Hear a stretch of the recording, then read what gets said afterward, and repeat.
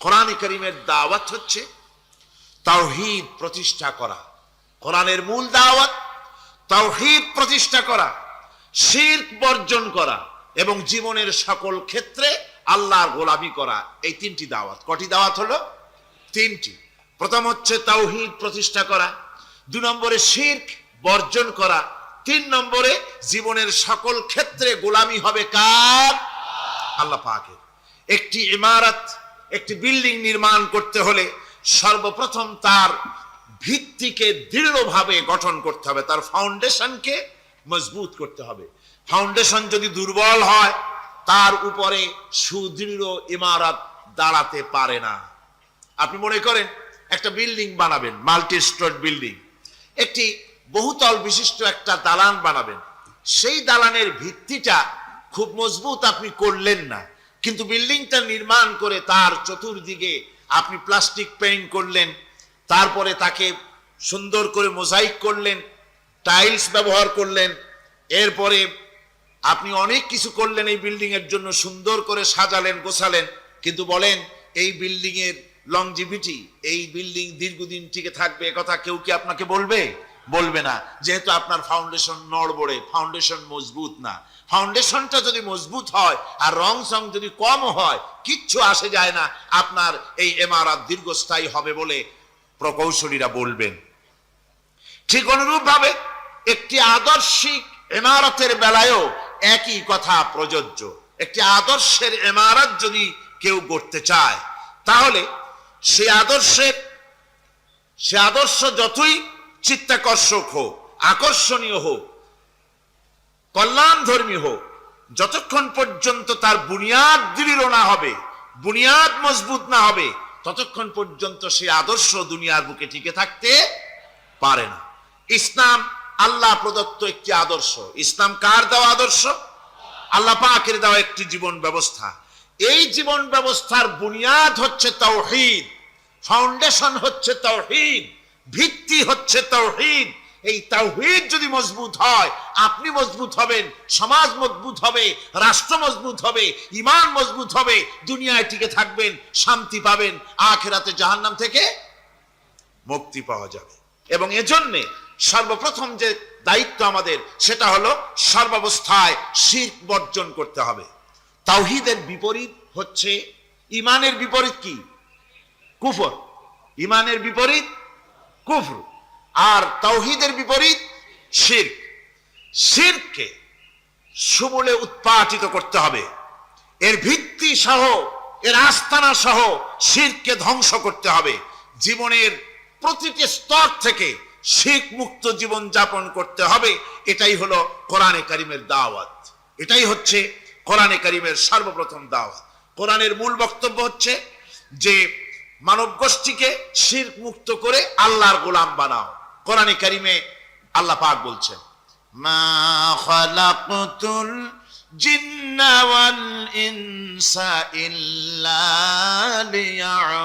লিয়াবুদুন। আমি মানব আর জিন জাতিকে সৃষ্টি করেছি শুধু আমার ইবাদতের জন্য। মা খালাকতুল জিন্না ওয়াল ইনসা, আমি মানুষ এবং জিন জাতিকে সৃষ্টি করি নাই, করেছি শুধুমাত্র ইবাদতের জন্য, অন্য কোনো কারণে করি নাই। কিসের জন্য করেছি? ইবাদতের জন্য, গোলামির জন্য। এই ইবাদত কাকে বলে? ইবাদত এটি হচ্ছে একটি ব্যাপক অর্থবহ শব্দ। এটা হচ্ছে, ইবাদত হচ্ছে আল্লাহর সন্তুষ্টি অর্জন করা জীবনের সকল ক্ষেত্রে। নামাজ, রোজা, হজ, যাকাত, সাদকা, ফিতরা, মাতা পিতার সন্তুষ্টি অর্জন, তাদেরকে ভালোবাসা, সৎ কাজের আদেশ করা, অসৎ কাজে বাধা প্রদান করা, প্রতিবেশীর হক আদায় করা, গরিব দুঃখী এতিমদের হক আদায় করা, আল্লাহর জিকির করা, কোরআনে কারীমকে তিলাওয়াত করা, আমলে সালেহ করা, এ সব কিছু ইবাদতের মধ্যে শামিল। এ সবগুলি কি? ইবাদতের ভেতরে শামিল। এভাবে আল্লাহ এবং তার রাসূলের প্রতি আনুগত্য প্রকাশ করা, আল্লাহর রহমতের আশা করা, আল্লাহকে ভয় করা, আল্লাহর প্রতি বিনয়ী হওয়া এবং আল্লাহর প্রতি একমুখী হওয়া, এই সব কিছুই ইবাদতের মধ্যে শামিল। এগুলি সবই হচ্ছে ইবাদত। যত রাসূল এই পৃথিবীতে এসেছেন, আল্লাহ পাক যত নবী পাঠিয়েছেন, সমস্ত নবীরা মানুষদেরকে এই কথা স্মরণ করায় দিতেই পৃথিবীতে এসেছেন। কথা বুঝতে পেরেছেন? আম্বিয়া আলাইহিমুস সালাম দুনিয়ায় এসেছেন আল্লাহ পাকের বান্দাদেরকে এই কথাগুলি স্মরণ করিয়ে দিতে। দেখুন কোরআনে পাক বলছে, লাকাদ আরসালনা নূহান ইলা কওমিহি ফাকালা ইয়া কওমি ইবুদুল্লাহা মা লাকুম মিন ইলাহিন গায়রু। আল্লাহ পাক বলেন, আমি নূহকে তার কওমের জন্য অবতীর্ণ করেছি। নূহ আলাইহিস সালাম তার কওমকে ডেকে বলেছেন, হে আমার জাতি, হে আমার সম্প্রদায়, এক আল্লাহ ছাড়া তোমাদের কোনো ইলাহ নাই, তোমাদের কোনো মাবুদ নাই, উপাস্য নাই, এক আল্লাহর গোলামি করো, তার দাসত্ব করো। নূহ আলাইহিস সালাম এই দাওয়াত পেশ করেছে। হুদ আলাইহিস সালাম সম্পর্কে কোরআন বলছে, ওয়া ইলা আদিন আখাহুম হুদা قال يا قوم اعبدوا الله ما لكم من إله غيره। আমি আদ সম্প্রদায়ের কাছে তাদের ভাই হুদকে পাঠালাম এবং তিনি এসে তার সমাজের কাছে বললেন, ইয়া কওমে, হে আমার জাতি, হে আমার সম্প্রদায়, উবুদুল্লাহ, এক আল্লাহর গোলামি করো, তিনি ছাড়া তোমাদের কোনো ইলাহ নাই, কোনো আইনদাতা নাই, বিধানদাতা নাই, শাসনকর্তা নাই। ওয়া ইলা সামুদ আখাহুম সালিহান ক্বালা ইয়া কওমি ইবুদুল্লাহা মা লাকুম মিন ইলাহিন গায়রু। সালিহ আলাইহিস সালামকে তার জাতির কাছে, সামুদ জাতির কাছে তাদের ভাই সালেহকে পাঠালাম।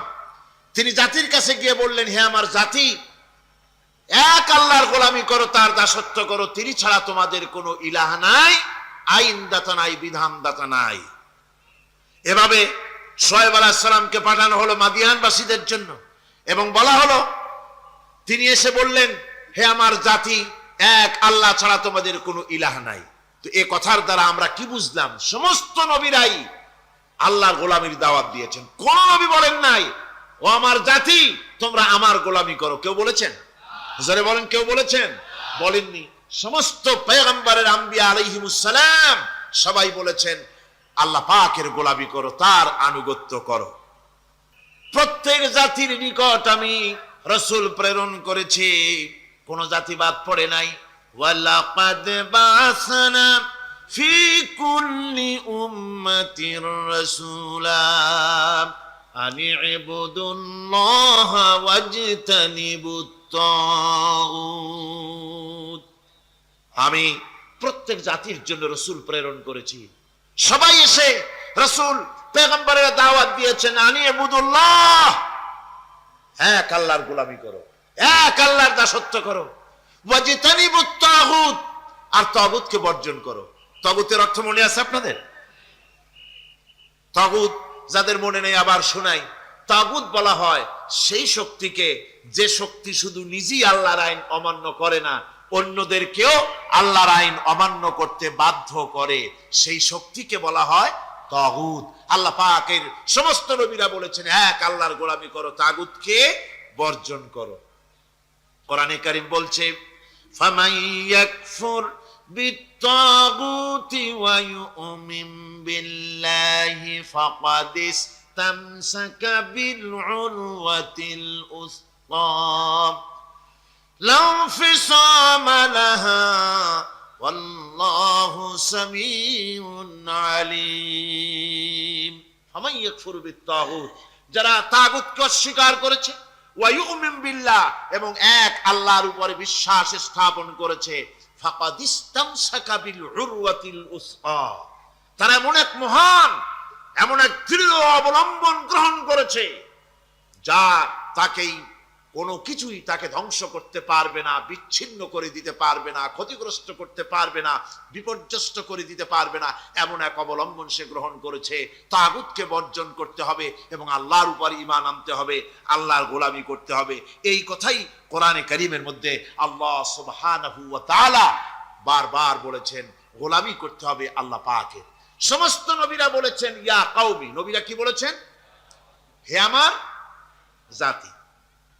এই দাওয়াত যখন আমাদের নবী দিলেন, বিশ্ব নবী যখন এই দাওয়াত দিলেন, আল্লাহ রাব্বুল আলামিন তার মুখ থেকে এই দাওয়াত যখন পেশ করালেন, তখন তিনি দাওয়াতটা এভাবে দিলেন। ইয়া কওমি বললেন না। হুজুর কি ইয়া কওমি বলেছেন? কখনো বলেন না। ইয়া কওমি আল্লাহ হুজুরের মুখ দিয়ে কথা বের করার নাই, যেহেতু হুজুর তো আঞ্চলিক নবী নন, হুজুর তো গোত্রভিত্তিক নবী নন, রাসূল করিম সাল্লাল্লাহু আলাইহি ওয়াসাল্লাম কোন ভাষাভিত্তিক নবী নন। রাসূল কি নবী? চিল্লায় কোন না। আল্লাহ পাক কোরআনে কারীমের মধ্যে বলেছেন, কুল ইয়া আইয়ুহান নাসু ইন্নী রাসূলুল্লাহি ইলাইকুম জামিআ।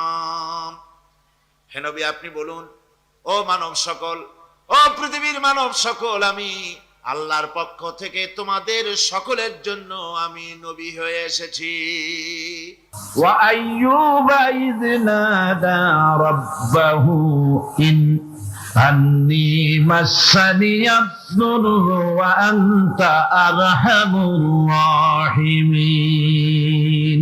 স্মরণ করো সেই সময়ের কথা যখন আইয়ুব তার রবকে দেখে বলেছিল, আমি অসুস্থ আর তুমি তো রহমান রহিম দয়াময়। ভাষাটা দেখেন কি সুন্দর। এর থেকে কি আল্লাহর আর কিছু বলা লাগে? আল্লাহ পাকের কাছে তিনি বলতেছেন, আল্লাহ আমি তো অসুস্থ, আমি তো অসুখ করেছে আমার, আর তুমি তো দয়াময় রহমান রহিম। এক অন্ধ ঈদের দিন কত অন্ধই তো আসে খরাত করার জন্য, ভিক্ষা করার জন্য, চতুর্দিকে ভিক্ষা করতেছে অন্ধরা। এক অন্ধ ঈদের গেটের কাছে দাঁড়ায় বলতেছে, ভাইরা আজ হচ্ছে ঈদের দিন আর আমি কিছু দেখতে পাচ্ছি না। এ বেশি পয়সা পাইনি। মানুষের দিন তার প্রতি আকৃষ্ট হয়ে গেছে। আরে কি কথা, আজ ঈদের দিন সকলে আনন্দ করছে আর আমি কিছুই দেখতে পাচ্ছি না। সে কিন্তু কিছু চায় না। ভাষার ভিতরে, কথা বলার ভিতরে এ ধরনের টেকনিক আছে। হযরত আইয়ুব আলাইহিস সালাম বললেন না যে আল্লাহ আমারে মাফ করে দাও, কষ্টের মধ্যে আছি। তিনি শুধু বলেছেন, রব্বুল আলামিন আমি অসুস্থ হয়ে পড়েছি, আমার অসুখ করেছে, আর তোমার নাম রহমান রহিম। এতটুকু কথা বলেছেন। আল্লাহ রাব্বুল আলামিনের দরজায়, তার দরবারে আইয়ুব আলাইহিস সালামের ডাক চলে গেছে। যায় নাই? কোন অসুবিধা আছে নাকি? কোন অসুবিধা নাই।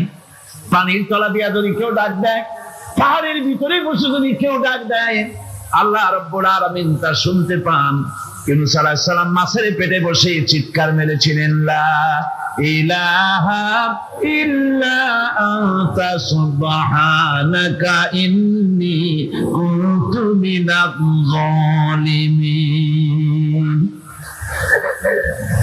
তিনি বলছিলেন, আয় আল্লাহ তাআলা আমি তোমার প্রশংসা করছি, তুমি ছাড়া উপাস্য নাই, মাবুদ নাই। আমি তোমার পবিত্রতা ঘোষণা করছি, আমি তো জালিমদের অন্তর্ভুক্ত হয়ে গেছি। বাস এতটুকুন কথাই বলেছেন। আল্লাহ পাক বলছেন, ইউনূসের ডাক তো কেউ শোনে নাই, পানির মধ্যে কেউ শোনে নাই, জমিনের কেউ শোনে নাই, মহাশূন্যের কেউ শোনে নাই, কিন্তু মাছের পেটের ভেতরে থেকে গভীর অতল দরিয়ার তলদেশ থেকে মাছের পেটের ভিতরে বসে আমার ইউনূস যে ডাক দিল, ওই ডাক আমি আরশের মালিক আমি শুনতে পেয়েছি, আর সঙ্গে সঙ্গে জবাব দিয়েছি।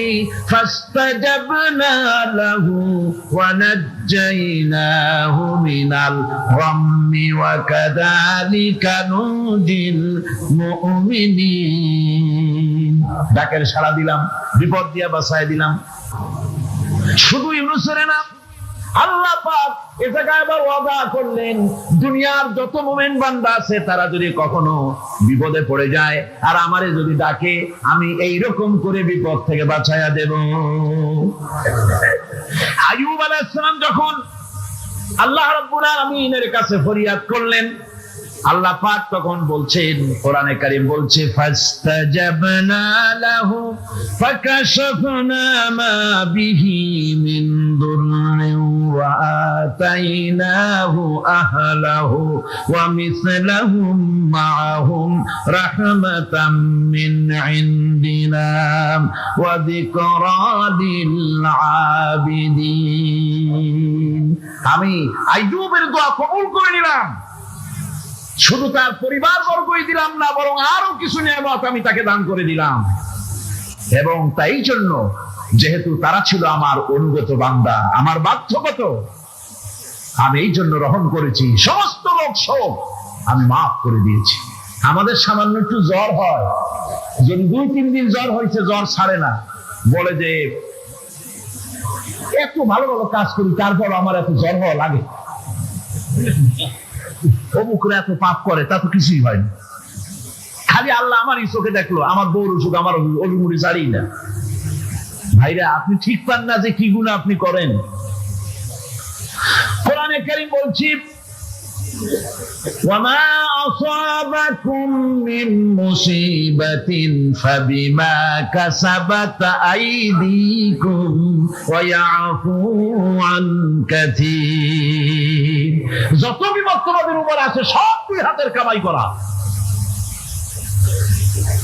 আর আমি তো অনেকগুলো ক্ষমা করে দেই। তোমরা যত পাপ করো, আকাম করো, সবগুলির শাস্তি যদি দুনিয়ায় দিতাম, সাহস করার সময় পেতে না। অসুখ হলেই অধৈর্য হয়ে যেও না, ধৈর্য ধরো। আল্লাহ পাক বলেন, শুধু আইয়ুব নয়, ওয়া ইসমাঈলা ওয়া ইদরিসা ওয়া যাল কিফলি কুল্লুম মিনাস সাবিরিন। এইভাবে করে ইসমাঈল, ইদ্রিস, জুলকিফল সবাই ছিল ধৈর্যশীল। জোরে বলেন সুবহানাল্লাহ। ধৈর্যের চরম পরাকাষ্ঠা ছিলেন তিনি। কোরআনে কারীম নবীদের এই কথাগুলি আমাদের শোনাচ্ছেন। হযরত ইয়াকুব আলাইহিস সালাম, কলিজার টুকরা সন্তান হযরত ইউসুফ আলাইহিস সালামের জন্য তার মনটা পাগল ছিল। এত সুন্দর করে আল্লাহ তারে বানাইছিলেন, এত তিনি ছিলেন সৌন্দর্যের পিরামিড, যারা দেখলে চোখ ফিরানো যায় না, এমন সুন্দর সুপুরুষ যারা দেখি সেই যুগের সুন্দরী যুবতী মেয়েরা রূপের মোহে পড়ে নিজেদের আঙ্গুলগুলি কেটে ফেলে দিয়েছিল। রূপের মোহে এমন অবশ হয়ে গেছে, আঙ্গুল কেটেছে, হাত কেটেছে, টের পায় নাই। আবার ভুল বুঝবেন না, দুনিয়ার সেরা সুন্দর পুরুষ ইউসুফ আলাইহিস সালাম, তা কিন্তু রাসূলের চাইতে বেশি নয়। হযরত উম্মুল মুমিনিন আয়েশা রাদিয়াল্লাহু তাআলা আনহা তিনি বলেছেন, যেই সব সুন্দরী রমণীরা ইউসুফ আলাইহিস সালামকে দেখে রূপের মোহে পড়ে নিজেদের আঙ্গুলগুলো কেটে ফেলেছিল, ওরা যদি আমার হাবিবকে দেখতো, ওরা যদি আল্লাহ রাসূলকে দেখতো, তাহলে হাত কাটতে কাটতে কোন ফাঁকেতে কলিজা কেটে ফেলে দিত, ওরা টের পেত না। আবার বন্ধুগণ, হযরত আইয়ুব আলাইহিস সালাম সন্তানের মায়া, অন্যান্য ভাইরা হিংসায় পড়ে গেল, তারা নিয়ে তাকে কুয়ায় ফেলে দিল। সেখান থেকে তারা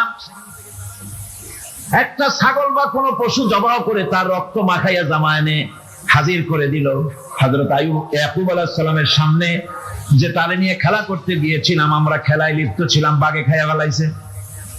এগুলি কি গল্প? এগুলি কি কোরআন? আল্লাহ পাক শোনাচ্ছেন, বিশ্ববাসীকে শোনাইছেন। সূরা ইউসুফের চাইতে এত সুন্দর উপাখ্যান গোটা পৃথিবীতে আর নাই। সুবহানাল্লাহ।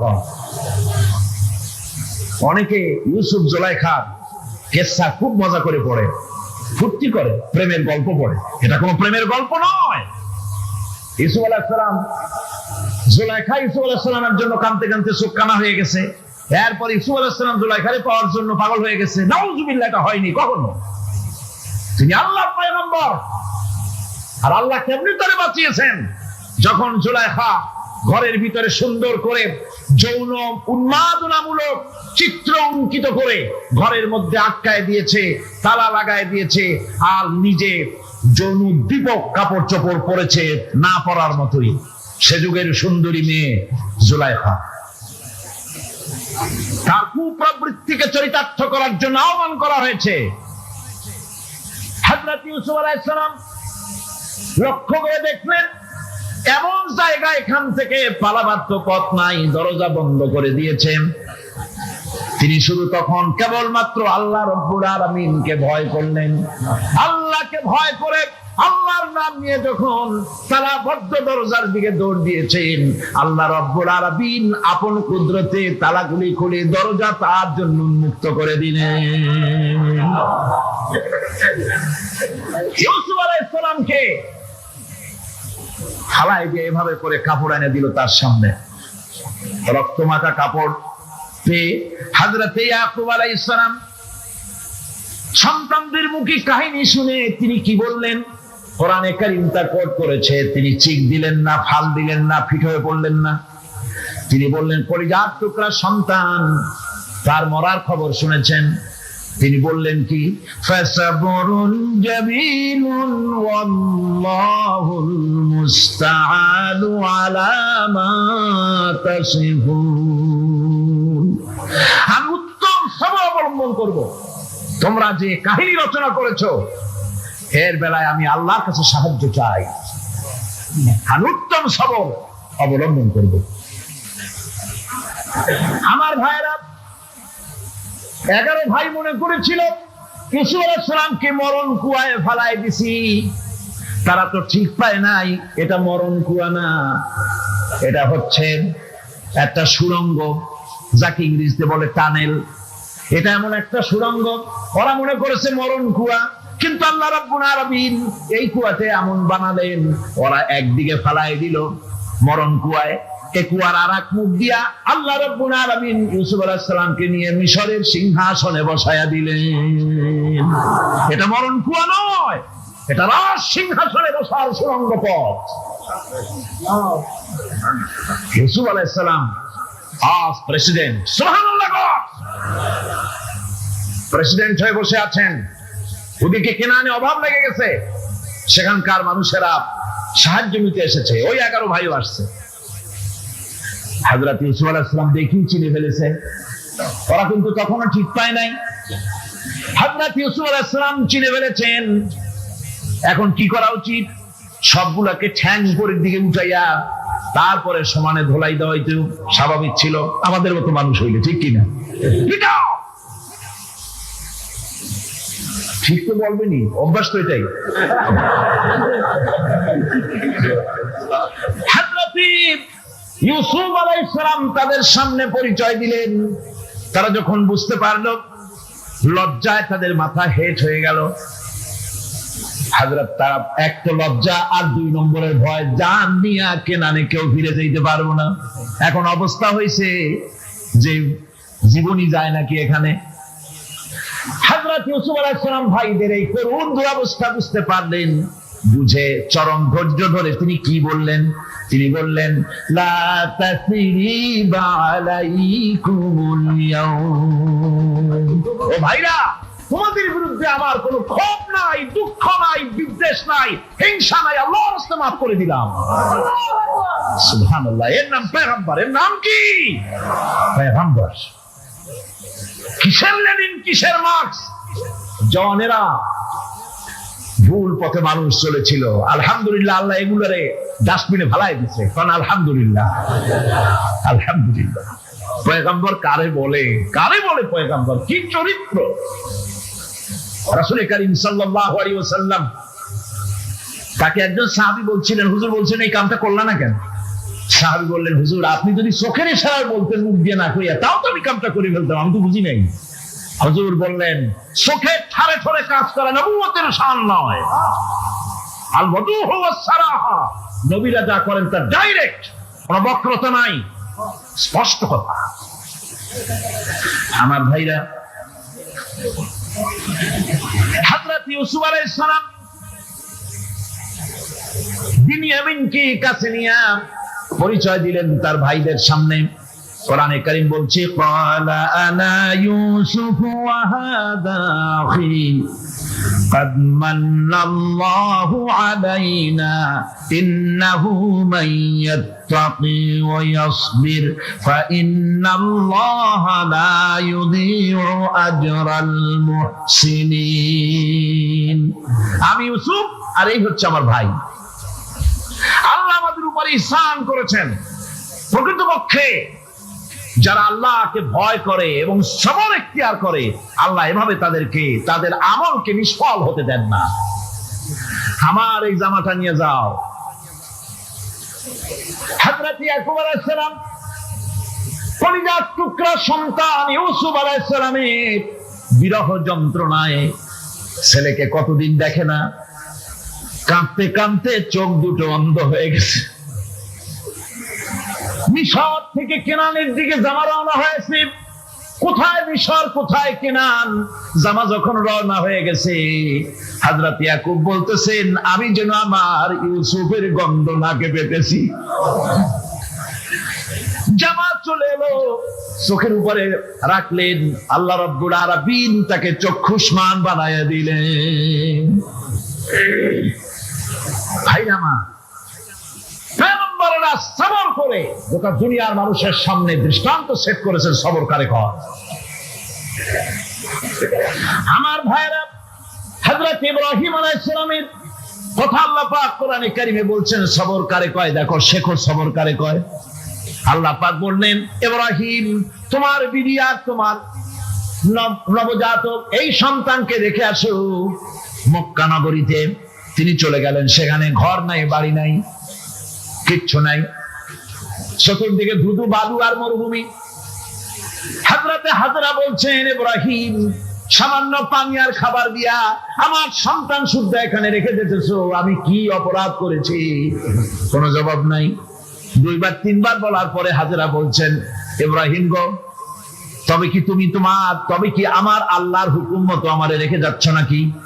হযরত ইব্রাহিম আকাশের দিকে আঙ্গুল উঁচু করলেন। কথা বলবেন, বাক শক্তি বেরোচ্ছে না। 80 বছর বয়সের সময় একটা বাচ্চা আল্লাহ তারে দিচ্ছেন।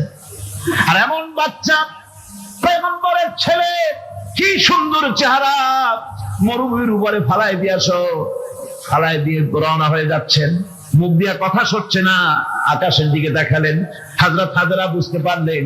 হযরত হাজরা বলেন, ইব্রাহিম কোনো চিন্তা নাই, নিশ্চিন্ত মনে বাড়ি ফিরে যাও। আমি আমার আল্লাহর উপরে এতটা ভরসা করি, আল্লাহর হুকুমে যদি আমার এখানে রেখে যেয়ে থাকো, ওই আল্লাহ পাক আমাকে আর আমার কলিজার টুকরা ইসমাইলকে পানিতে আর খাবারে মারবেন না, অবশ্যই তিনি ব্যবস্থা করবেন। ব্যবস্থা হয়ে গেল। হযরত ইসমাইল বড় হয়ে গেলেন। আল্লাহ পাক অর্ডার করলেন, জবাহ করো ছেলেকে। নূরের শরীর, রহমতের শরীর, কিটি কিটি রক্ত ঝরছে। নবীজিকে জোর করে উঠায়া জবরদস্তি করে হাঁটার জন্য তারা ধাক্কা মারতেছে। আবার কিছুদিন গিয়ে নবীজি আবার বেহুশ হয়ে পড়েছেন। এইখান থেকে আবার উঠাইছে, আবার ধাক্কা মারতেছে। 3 নম্বরের আর একটা জায়গা আছে যেখানে ভাঙ্গা একটা মসজিদ। তাইফের লোকেরা আমাকে বলল, এই জায়গাটা হলো শেষ জায়গা যেখানে রাসূল করিম তৃতীয়বারের মতো বেহুশ হয়েছিলেন। এখানেই হুজুরের রক্ত ঝরেছে বেশি। 2 রাকাত নামাজ পড়লাম, সিজদায় পড়ে এমন কান্না কাঁদলাম আল্লাহর কাছে। নবীজি যখন হুঁশ এসেছে, হযরতে জিবরাইল বলেন, ইয়া রাসূলুল্লাহ, আপনার এই কষ্ট দেখে ফেরেশতারা কাঁদতেছে, আপনি অনুমতি দিয়ে দেন এই 2 পাহাড়কে মিলাইয়া সমস্ত তায়েফবাসী কাফেরগুলি মাটির সাথে মিশাইয়া দেই।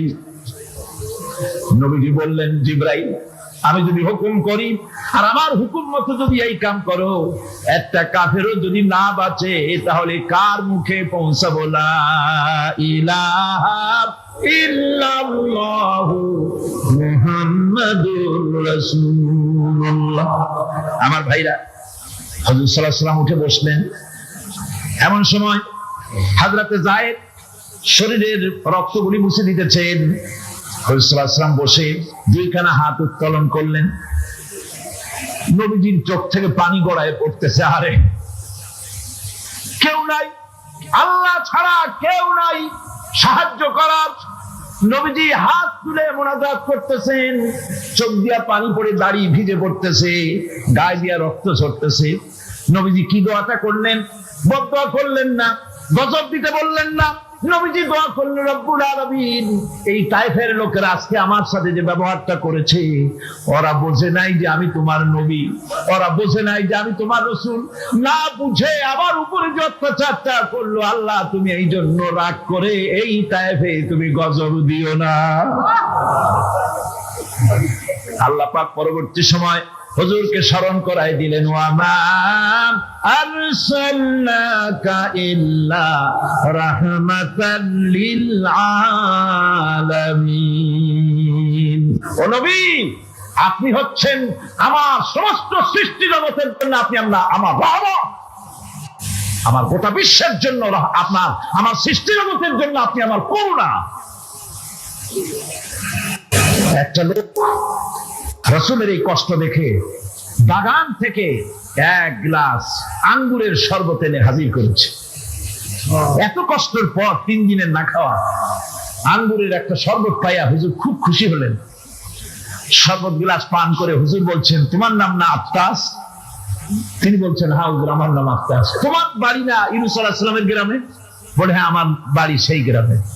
তা আপনি কি করে জানলেন আমার নাম আফতাস আর আমার বাড়ি ইউনূস আলাইহিস সালামের গ্রামে? আপনি জানলেন কি করে? হুজুর বললেন, আমি নবী, হযরত ইউনূস নবী, একজন নবীর খবর আর একজন নবীর কাছে থাকে।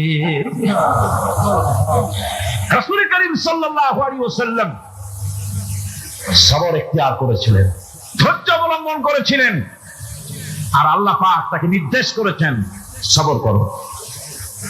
ওয়াত্তাবি' মা ইউহা ইলাইকা ওয়াসবির হাত্তা ইয়াহকুমাল্লাহ। তুমি কেবল সেই জিনিসের অনুসরণ করো যা আমি তোমার প্রতি অবতীর্ণ করেছি, আমি আপনার উপরে যেটা অবতীর্ণ করেছি ওটা অনুসরণ করুন, আর সবর ইখতিয়ার করুন যতক্ষণ না আল্লাহর পক্ষ থেকে চূড়ান্ত ফয়সালা না আসে। ধৈর্য ধরুন, ধৈর্য ধরুন। আমার ভাইরা, কাফেরদের নির্যাতনের মোকাবেলায় আল্লাহ পাক তার হাবিবকে সান্ত্বনা দিয়েছেন। যখন কাফেররা নির্যাতন করতেছে, হারে হযরতে বেলাল নির্যাতিত, হযরতে সুমাইয়া নির্যাতিতা, হযরতে খাব্বাব, হযরতে খুবাইব, হযরতে আম্মার রিদওয়ানুল্লাহি তাআলা আলাইহিম আজমাইন, এত মার হতেছে। হযরতে ওমর হযরতে খাব্বাব রাদিয়াল্লাহু তাআলা আনহুকে খোলা গায়ে দেখে বলছিলেন, খাব্বাব রে, তোমার পিঠে এত গর্ত কেন? এত গর্তওয়ালা পিঠ তো আমি মানুষের দেখি নাই, এত চিকুন কোমরওয়ালা মানুষের তো দেখি নাই। তিনি বলেছেন, ওমর তুমি কি ভুলে গেছো? ইসলাম কবুল করার অপরাধী কাফির বেঈমানেরা আগুন জ্বালায়া আংটা আগুনের উপরে আমাকে চিৎ করে শোয়াছে, আমি যেন নড়াচড়া করতে না পারি সেজন্য আমার বুকের উপরে পাথর চাপা দিয়ে রেখেছিল। গায়ের চর্বি আর রক্ত গলে গলে পড়ে আগুন নিভেছে, আর আগুন গোশত পুড়ে যে পিঠের মধ্যে প্রবেশ করেছিল আজও পর্যন্ত পিঠের সেই গর্ত সেরে যায় নাই। এভাবে অত্যাচার হচ্ছিল সাহাবীদের উপর। আল্লাহ রাব্বুল আলামিন তার হাবিবকে সান্ত্বনা দিলেন, ওয়াসবির ওয়া মা সাবরুকা ইল্লা বিল্লাহি ওয়া লা তাহজান আলাইহিম ওয়া লা তাকু ফি যাইকিম মিম্মা ইয়ামকুরুন। হে রাসূল, সবরের সাথে কাজ করতে থাকুন। আপনার এই সবরের তৌফিক তো আল্লাহই দিয়েছেন, আর ওদের সমস্ত ষড়যন্ত্র, ওদের অপকৌশলে আপনি দুঃখিত হবেন না, চিন্তা করবেন না, ভারাক্রান্ত হবেন না। আপনি নিশ্চিত থাকুন। ওয়াসবির লিহুকমি রাব্বিকা ফাইন্নাকা বিআয়ুনিনা। হে নবী, আপনার রবের চূড়ান্ত ফয়সালা আসা পর্যন্ত ধৈর্য ধারণ করুন। আপনি তো আমার চোখের সামনে। সুবহানাল্লাহ, সুবহানাল্লাহ। আপনি আমার চোখের সামনে। কে আপনাকে কি করবে আমি দেখবো না? সুবহানাল্লাহ। মন্ত্রী যদি, এই সলিমুদ্দিন মার্কা মন্ত্রী যত আছে, এই মন্ত্রীরা যদি কয় দেখা তো ভয় কিসে, আমি তোকে দেখছি না, সাহসটা কেমন বাড়ে, কেমন বাড়ে সাহস। আরে কোনো মন্ত্রী ছাতা মাথা না, কোন প্রেসিডেন্ট রাজা বাদশা না, আকাশ আর জমিনের মালিক আমার আল্লাহ রাব্বুল আলামিন বলছেন, হাবিব কোন চিন্তা নাই, আপনি আমার চোখের সামনে। ওরা চায় আপনাকে দুনিয়া থেকে মিটাই দিতে, আর আমি চাই ওয়ারাফানা লাকা যিকরাক, আপনার প্রশংসা তো হবে গোটা বিশ্ব জুড়ে, সর্বত্র ছড়িয়ে যাবে আপনার নাম। সুবহানাল্লাহ। আল্লাহ পাক অন্যত্র বলেছেন, ওয়ালাকাদ কুযযিবাত রুসুলুম মিন ক্বাবলিকা ফাসাবারু আলা মা কুযযিবু ওয়া উযু হাত্তা আতাহুম নাসরুনা। হে মুহাম্মদ সাল্লাল্লাহু আলাইহি ওয়াসাল্লাম, আপনার পূর্বে অসংখ্য নবী রাসূল এই পৃথিবীতে আসছে এবং জুলুম আর নির্যাতনের শিকার তারা হয়েছেন। অবশেষে তাদের প্রতি আল্লাহর সাহায্য এসেছে। সুতরাং আপনাকেও ধৈর্য ধারণ করতে হবে, ধৈর্য ছাড়া কোনো পথ নাই। ধৈর্য আপনাকে ধারণ করতেই হবে। আর এই ধৈর্য ধারণ করলে পরে আল্লাহর চূড়ান্ত ফয়সালা আসবে, তখন আল্লাহ পাক মেহেরবানি করবেন। আমার ভাইরা, এই ধৈর্য পৃথিবীর সমস্ত পয়গম্বরেরা ধৈর্য অবলম্বন করেছেন, কখনো অধৈর্য হন না। দিন কায়েমের সংগ্রামে নবী রাসূলগণ দারুণ ভাবে সবর ইখতিয়ার করেছেন। বৃদ্ধবাদীদের সকল রকমের নির্যাতন, অপকৌশল, ষড়যন্ত্র, এই সব কিছু মোকাবেলা করেছেন ধৈর্যের নীতি অবলম্বন করি। কখনো ধৈর্যচ্যুতি তাদের মধ্যে ঘটেনি, বরং আল্লাহ রাব্বুল আলামিন তাদের প্রতি সন্তুষ্ট হয়েছেন।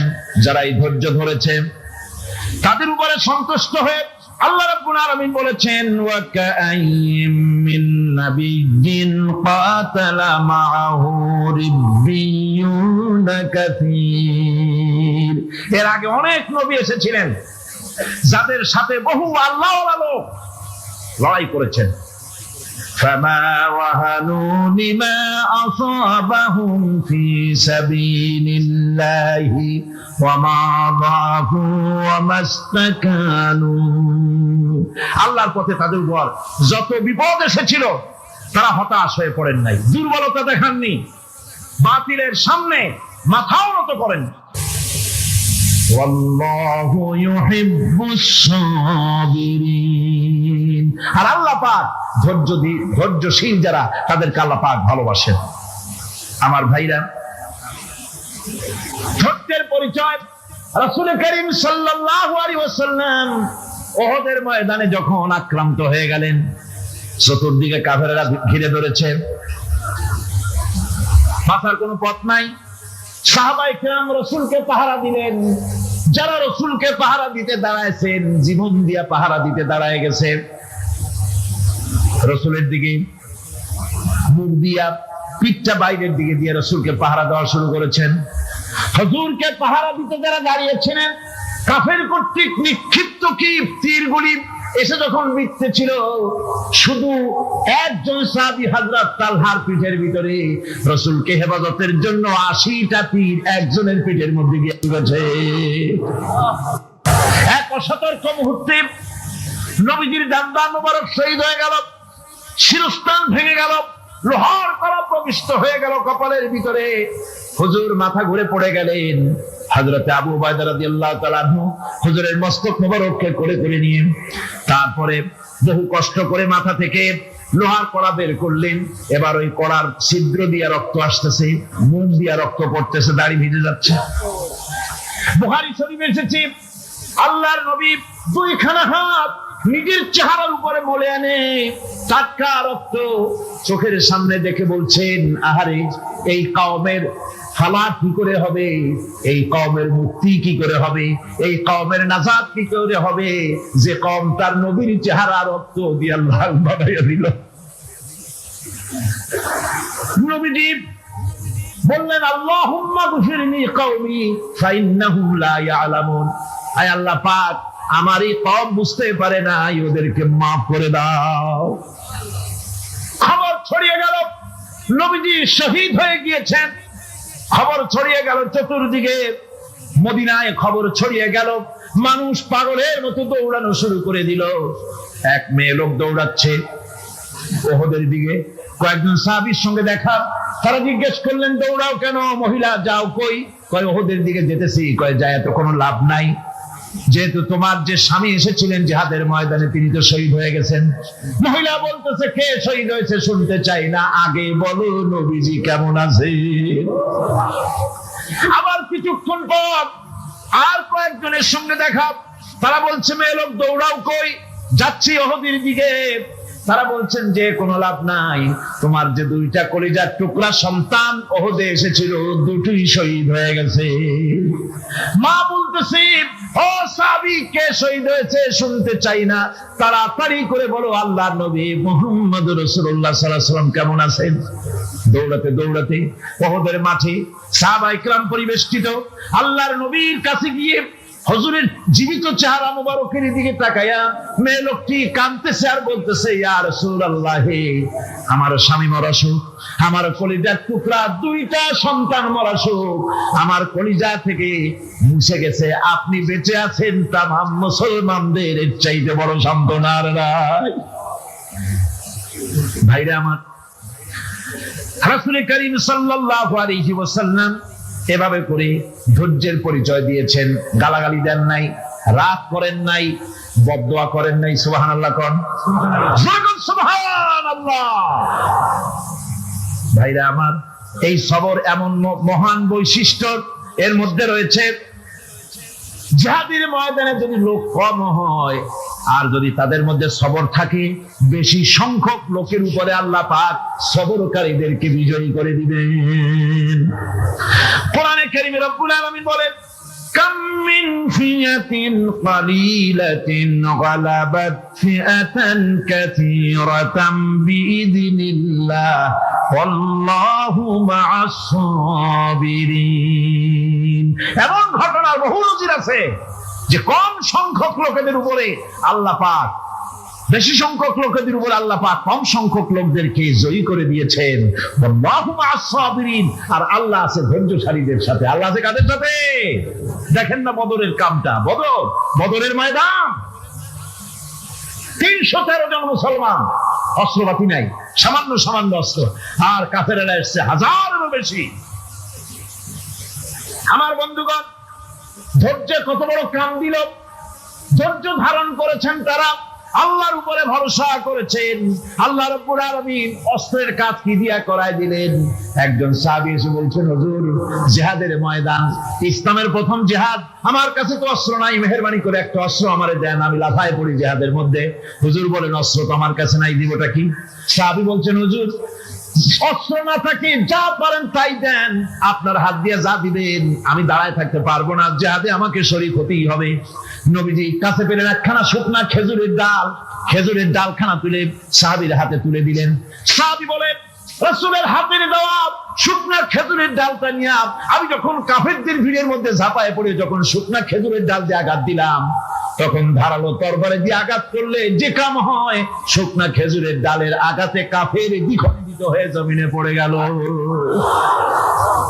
ভাইরা আমার, আল্লাহ রাব্বুল আলামিন সবর যারা করে, সংখ্যা যদি কম হয় আল্লাহ পাক তাদেরকে বিজয়ী করে দেবেন, এই ওয়াদা আল্লাহ রাব্বুল আলামিন করেছেন। এই সবরের গুণ ছাড়া জান্নাতেও প্রবেশ করা যাবে না, সবর যদি না থাকে বেহেশতে যাওয়া যাবে না।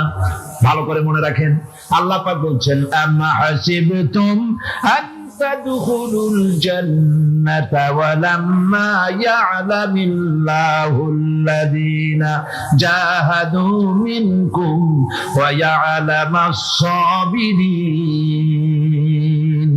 তোমরা কি মনে করেছো এমনি বেহেশতে চলে যাবা? এটা কি মামু বাড়ির আবদার নাকি? এমনি বেহেশতে চলে যাবা? অথচ আল্লাহ রাব্বুল আলামিন এখনো দেখেন নেননি যে তোমাদের মধ্যে কারা জিহাদ করতে প্রস্তুত, কারা তোমাদের মধ্যে জিহাদ করে জান দেওয়ার জন্য প্রস্তুত, আর কারা ধৈর্যধারী, এটা তো আল্লাহ এখনো দেখে নেন নাই। সুতরাং হক এবং বাতিলের সংগ্রামে লিপ্ত হতে হবে। আল্লাহ দেখতে চান কারা জীবন দিতে চায়। সুতরাং ইসলামী আন্দোলনে যারা শরীক হবে তাদের বিপদ এবং মুসিবত দিয়ে আল্লাহ রাব্বুল আলামিন তাদের সাহসিকতা এবং ধৈর্যের পরীক্ষা নেবেন।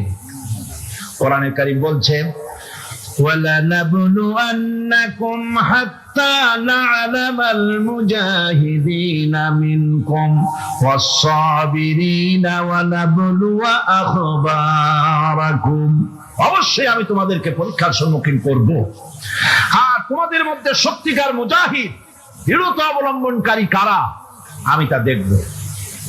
এটা যেন আমি দেখে নিতে পারি, সেই জন্য আমি বিপদ এবং মুসিবতের মধ্যে তোমাদের ফেলবো। ধৈর্যধারীদের উপরে আমার রহমত অবশ্যই থাকবে। সবর এমন এক সম্পদ যা ধারণ করলে পরে আল্লাহ রাব্বুল আলামিন রাষ্ট্রীয় ক্ষমতা দান করে দেন। কোন সুবহানাল্লাহ, জোরে কোন সুবহানাল্লাহ। ধৈর্য ধারণ করলে আল্লাহ রাষ্ট্রের মতো বিরাট নিয়ামত আল্লাহ হাতে তুলে দিবেন। তার প্রমাণ কোরআন শরীফ আল্লাহ বলছেন, বনি ইসরাইলরা মিশর থেকে তৌফিক দিলেন, সে আল্লাহ পাকের দরবারে শুকরগুজার হচ্ছি। সকলে পড়ছি আলহামদুলিল্লাহ। রব্বানা লাকাল হামদ হামদান কাসীরান তাইয়িবান মুবারাকান ফীহি ইয়া রাব্বি লাকাল হামদু কামা ইয়ানবাগি লিজালালি ওয়াজহিকা ওয়া আযীমি সুলতানিকা। প্রিয় ভাই সব, আমরা কোরআন শুনতে এসেছি। আল্লাহ তাআলা কোরআন আমাদেরকে দিয়েছেন, আর এটি হচ্ছে গোটা পৃথিবীর বুকে আল্লাহ তাআলার দেওয়া মানুষের জন্য সর্বশেষ এবং সর্বশ্রেষ্ঠ হেদায়েতের কিতাব। এটি শুধু মুসলমানদের জন্য নয়, গোটা বিশ্ববাসীর জন্য। আমরা বলি আলহামদুলিল্লাহ। এটি নাজিল হওয়ার কারণ কি? আল্লাহ তাআলা বলছেন, আলিফ লাম রা কিতাবুন আনজালনাহু ইলাইকা লিতুখরিজান নাসা মিনাজ যুলুমাতি ইলান নূর। আল্লাহ তাআলা বলছেন, আমি হে নবী আপনার উপর একখানা কিতাব অবতীর্ণ করেছি। এই কিতাবখানা অবতীর্ণ করেছি এই জন্য যাতে করে অন্ধকারের ভেতর থেকে মানুষগুলিকে আপনি আলোর দিকে নিয়ে আসতে পারেন। আমরা বলি সুবহানাল্লাহ। আমাদের জামাত ইসলামী বাংলাদেশের ঢাকা মহানগরীর সেক্রেটারি জনাব রফিকুল ইসলাম খান একটি সুন্দর আয়াত তেলাওয়াত করেছিলেন। ওই একটি আয়াতের উপরে পল্টনে 3 দিন বক্তব্য রেখেছিলাম আমি। 3 দিন একটি আয়াতের উপরে। এই পৃথিবীতে যদি শান্তি চাই এবং আখিরাতে যদি মুক্তি চাই, তাহলে এই একটি আয়াতের ব্যাখ্যা আমাদের জন্য যথেষ্ট হয়ে যেতে পারে। আমরা বলি আলহামদুলিল্লাহ। এই কোরআন আল্লাহ তাআলা পৃথিবীর মানুষকে দিয়ে এটাকে হেফাজতের দায়িত্ব নিয়েছেন। আল্লাহ তাআলা বলেছেন, ইন্না নাহনু নাযালনা যিকরা ওয়া ইন্না লাহু লাহাফিজুন। কোরআন নাজিল করেছি আমি আল্লাহ, আর এর সংরক্ষণের দায়িত্ব আমি আল্লাহ গ্রহণ করেছি। এ কোরআন কার? হেফাজতের দায়িত্ব কার? আল্লাহ তাআলা হেফাজতের দায়িত্ব নিয়েছেন। এবং আল্লাহ তাআলা বলেছেন যে কোরআন মানুষের কাছে বোঝার জন্য আমি আল্লাহ সহজ করেছি। কিন্তু আমাদের কপাল খারাপ, আমাদের এই বাংলাদেশে মসজিদের মধ্যে এক শ্রেণীর লোকেরা এভাবে বলেন যে কোরআন এটা আমরা বুঝবো না, এটা মৌলভী সাহেবদের কাম, মৌলানা সাহেবদের কাম, কোরআন খুব কঠিন, আমরা বুঝবো না, চলো ভাই মুরব্বীরা কি বলে তাই শুনি। এখন আমি জিজ্ঞেস করি, মুরব্বীরা যে কথাটা বলছেন ওটা কি সত্য না মিথ্যা, হক না বাতিল? ওইটা বোঝার জন্যই তো কোরআন বোঝা দরকার, ঠিক কিনা ভাই? সেই জন্য কেউ যদি বলেন যে কোরআন বোঝা মৌলানা মৌলভীদের কাজ, আমাদের কাজ না, এই কথা যিনি বলেন তিনি শয়তানের সব থেকে বড় ওয়াসওয়াসার মধ্যে পড়েছেন। কারণ কোরআন বোঝা কঠিন না সহজ, এর জবাব আল্লাহ তাআলা নিজেই দিয়েছেন। কোরআনে কারিমে আল্লাহ তাআলা বলছেন, সূরা কামারের মধ্যে 4 জায়গায় আল্লাহ বলেছেন। কি বলেছেন? আল্লাহ রাব্বুল আলামিন বলেন, ওয়ালাকাদ ইয়াসসারনাল কুরআনা লিযিকরি ফাহাল মিন মুদ্দাকির। আল্লাহ তাআলা বলেন, আমি কোরআনে কারীমকে বোঝার জন্য এবং মুখস্থ করার জন্য মানুষের কাছে আমি সহজ করে দিয়েছি। এটা যদি আল্লাহ সহজ না করতেন তাহলে এত বড় কিতাব মুখস্থ করা এটা কি মানুষের জন্য সম্ভব? বলেন সম্ভব? পৃথিবীতে কোনো ধর্ম এমন নাই যাদের, যেই ধর্মের লোকেরা তাদের ধর্মগ্রন্থ মুখস্থ করতে পেরেছে, এমন কোন ধর্ম পৃথিবীতে নাই। কিন্তু কোরআন শরীফ 540টি রুকু, 114টি সূরা, 30টি পারা, 6066টি আয়াত এ মানুষেরা মুখস্থ করতে সক্ষম হয়েছে। সুবহানাল্লাহ। এটি করার কে তৌফিক দিয়েছেন? আল্লাহ তাআলা। তবে আমাদেরকে মনে রাখতে হবে যে কোরআন শরীফ মুখস্থ করার জন্য শুধু তেলাওয়াতের জন্য নাজিল হয় নাই। কোরআন শরীফ নাজিল হয়েছে আমরা যেন তেলাওয়াত করতে পারি, আমরা যেন বুঝতে পারি, আমরা যেন এটার উপরে জীবন গড়তে পারি, সেই জন্য কোরআন নাজিল হয়েছে। তাই নবী করিম সাল্লাল্লাহু আলাইহি সাল্লাম এই কোরআনের দাওয়াত দিয়ে একটি সমাজ তৈরি করেছিলেন এত সুন্দর যে এর থেকে সুন্দর সমাজ পৃথিবীতে আর আসে নাই। সুবহানাল্লাহ বলেন। এই কোরআনের কাছে মানুষ যদি আসে, সে যদি জিরো হয়, কোরআন তারে হিরো বানায়। কোরআন কি বানায়? হিরো। আর কোন হিরো যদি কোরআনের সাথে বেয়াদবি করে, কোরআন তারে কি বানায়? জিরো বানায়। আপনারা হযরত ওমর রাদিয়াল্লাহু তাআলা আনহুকে নিশ্চয়ই চেনেন। চেনেন? দেখছেন তারে? আমরা কেউ দেখি নাই, কিন্তু তার কথা আমরা হাদিসে পড়েছি, ঠিক না ভাই? ইতিহাসে পড়েছি, হাদিসে পড়েছি। তিনি জাহিল ছিলেন, অজ্ঞ ছিলেন, মূর্খ ছিলেন। কতটা জাহিল হলে পরে একজন মানুষ আল্লাহর নবী হত্যা করতে আসতে পারে, চিন্তা করেন যে কত বড় জাহিল ছিলেন। কিছু পার্থিব সুযোগ সুবিধা লাভের জন্য, কিছু টাকা পয়সা উট পাবে, এই লোভের জন্য তিনি আল্লাহ রসুলকে হত্যা করতে এসেছিলেন। কোরআনকে বলা হয় কিমিয়া, মানে পরশপাথর। কি বলা হয়? পরশপাথর। পরশপাথরের খাসিয়াত কি? সেটা হলো এর সাথে যদি লোহা লাগে, লোহা সোনা হয়ে যায়, যদি পাথর লাগে, পাথর ডায়মন্ড হয়ে যায়। সুবহানাল্লাহ, সুবহানাল্লাহ।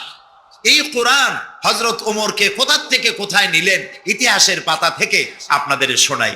হযরত ওমর রাদিয়াল্লাহু তাআলা আনহু তখন মুসলিম জাহানের খলিফা, আমিরুল মুমিনিন, খলিফাতুল মুসলিমিন। সেই সময় হযরত আলী রাদিয়াল্লাহু তাআলা আনহু তিনি স্বপ্নে দেখছেন যেন তিনি রাসূলুল্লাহ সাল্লাল্লাহু আলাইহি সাল্লামের পেছনে ফজরের নামাজ আদায় করছেন। ফজরের নামাজ আদায় করে রাসূলুল্লাহর আদত ছিল এই যে পিছনের দিকে ফিরে বসতেন আর মাসনুন দোয়াগুলি রাসূলুল্লাহ দোয়া পড়তেন। সেই দোয়াগুলি সাহাবীরাও পড়তেন, রাসূলের শেখানো দোয়া। হযরত আলী ওই দোয়াগুলি পড়ে মসজিদ থেকে বেরিয়ে গেছেন। গেটের কাছে গিয়ে দেখেন যে একটা বুড়ি দাঁড়ানো আর হাতে একটা পাত্র ভরা খোরমা। বুড়ি বলছেন, আলী তুমি মসজিদের মধ্যে আবার ঢোকো, এই পাত্র ভরা খোরমাগুলি নিয়ে রাসূলের কাছে গিয়ে বলো যে এটি আমার, আমি একটা বুড়ি মেয়ে লোক, আমার নতুন বাগানের খোরমা, এটা যেন রাসূলুল্লাহ নিজে খান এবং সাহাবায়ে কেরামদের মধ্যে যেন ডিস্ট্রিবিউট করে দেন, তাতে করে আমার বাগানে খোরমায় বরকত হবে। হযরত আলী খোরমার পাত্র নিয়ে ঢুকলেন মসজিদে নববীর মধ্যে। রাসূলুল্লাহকে গিয়ে ঘটনা বললেন। নবী করিম সাল্লাল্লাহু আলাইহি সাল্লাম খোরমার পাত্র হাতে নিয়ে একটা খোরমা হযরত আলীর মুখের মধ্যে দিয়ে দিলেন। হযরত আলী রাসূলের দেওয়া খোরমাটি চিবোচ্ছিলেন। ইত্তাবসারে মসজিদে ফজরের নামাজের আজান হয়ে গেল। আজানে হযরত আলীর ঘুম ভাঙলো, কিন্তু রাসূলের দেওয়া খোরমার স্বাদ হযরত আলীর মুখের মধ্যে তখনও ছিল। হযরত আলী তাড়াতাড়ি করে উযু করলেন, মসজিদে নববীর মধ্যে ঢুকলেন। যে দেখেন ইমামের মুসাল্লায় কে দাঁড়ান? হযরত ওমর দাঁড়ান। নামাজ শেষ করে হযরত ওমর পিছনের দিকে ফিরেছেন, মাসনুন দোয়াগুলি পড়ছেন। হযরত আলী দোয়াগুলি পড়ে বেরিয়ে গেছেন সকলের আগে। বেরিয়ে গিয়ে দেখেন গেটে এক বুড়ি দাঁড়ানো, হাতে এক পাত্র খোরমা। বুড়ি বলছেন, আলী এই খোরমাগুলি নিয়ে তুমি ভিতরে আবার ঢোকো, আমিরুল মুমিনিনকে বলো এগুলি আমার নতুন বাগানের খোরমা, তিনি খাবেন আর রাসূলুল্লাহর সাহাবীদের খাওয়াবেন, তাতে করে আমার নতুন বাগানের খোরমায় বরকত হয়ে যাবে। হযরত আলী দেখলেন স্বপ্নে যা দেখলাম তাই সাথে সাথে খেটে গেল। আশ্চর্য কথা, তিনি ভিতরে ঢুকলেন, হযরত ওমরকে পাত্রটা দিয়া ঘটনা শোনালেন। হযরত ওমর পাত্রটা হাতে নিয়ে একটা খোরমা হাত দিয়া উঠাইয়া হযরত আলীর মুখের মধ্যে দিলেন। হযরত আলী খোরমা চিবোচ্ছেন আর এক পর্যায়ে গিয়ে বললেন, ইয়া ওমর জিদনি তামরাতান ওখরা, হে ওমর তুমি আমাকে আর একটা খোরমা দাও, কিন্তু খুব ভালো জাতের খোরমা, খুব লজিজ, খুব মিষ্টি, তুমি আমাকে আর একটা দাও। যদি আমারে একটার বেশি খোরমা দাও তো খোরমায় কম পড়বে না, পাত্রে যা আছে সবাই পাবে, দাও না আমাকে আর একটা। হযরত ওমর রাদিয়াল্লাহু তাআলা আনহু বলছেন, ইয়া আলী লাউ আন্না রাসূলুল্লাহ সাল্লাল্লাহু আলাইহি ওয়াসাল্লাম যাদাক লাজিদনাক। ও আলী, স্বপ্নের ভিতরে রাসূলুল্লাহ যদি তোমাকে একটার বেশি খোরমা দিতেন, আমিও তোমারে একটার বেশি খোরমা দিতাম। হযরত আলীর চোখ গেছে ছানা বড়া হয়ে। তিনি জিজ্ঞেস করছেন, ইয়া ওমর আহিয়া রুইয়া রাইতাহা আম হিয়া গায়বুন আমিত্তালাত আলাই। হে ওমর, এটা কি তুমি আমার মতো স্বপ্নে দেখেছো না গায়েব থেকে তোমাকে জানানো হলো? তুমি কেমনে বুঝলা যে স্বপ্নের ভিতরে রাসূলুল্লাহ আমাকে একটা খরমা দিয়েছিলেন? হযরত ওমর বলছেন, ইয়া আলী ওয়াল্লাহি মা হিয়া রুইয়া ওয়ালা গায়ব। হে আলী, এটা স্বপ্ন নয়, আর এটা আমাকে গায়েব থেকেও জানানো হয়নি। আসল ব্যাপার কি জানো?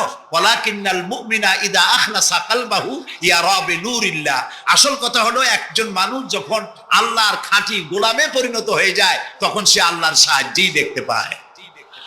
এখন দেখুন হযরত ওমর কোথায় ছিলেন আর আল্লাহ তাকে কোথায় এনে দিলেন।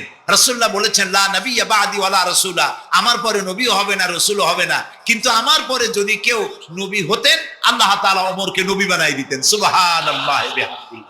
এই হযরত ওমরকে অধপতনের অতল তলদেশ থেকে উঠাইয়া বিশ্বের দরবারে সর্বকালের জন্য পরিচিত করায় দিল যে জিনিস, তার নাম হচ্ছে এই কোরআন। নাম কি?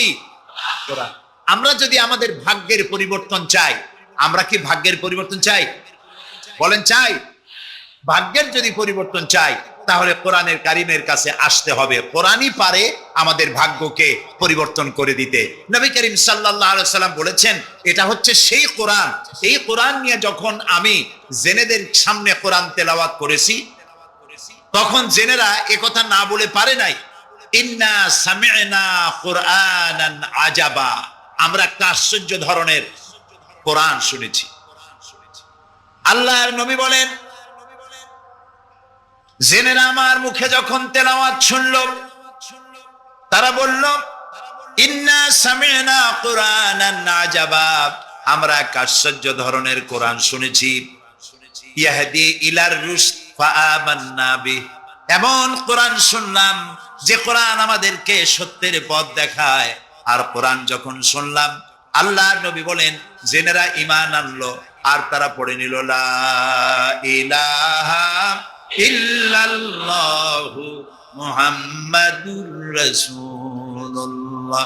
সবাই পড়েন, লা ইলাহা ইল্লাল্লাহ, লা ইলাহা,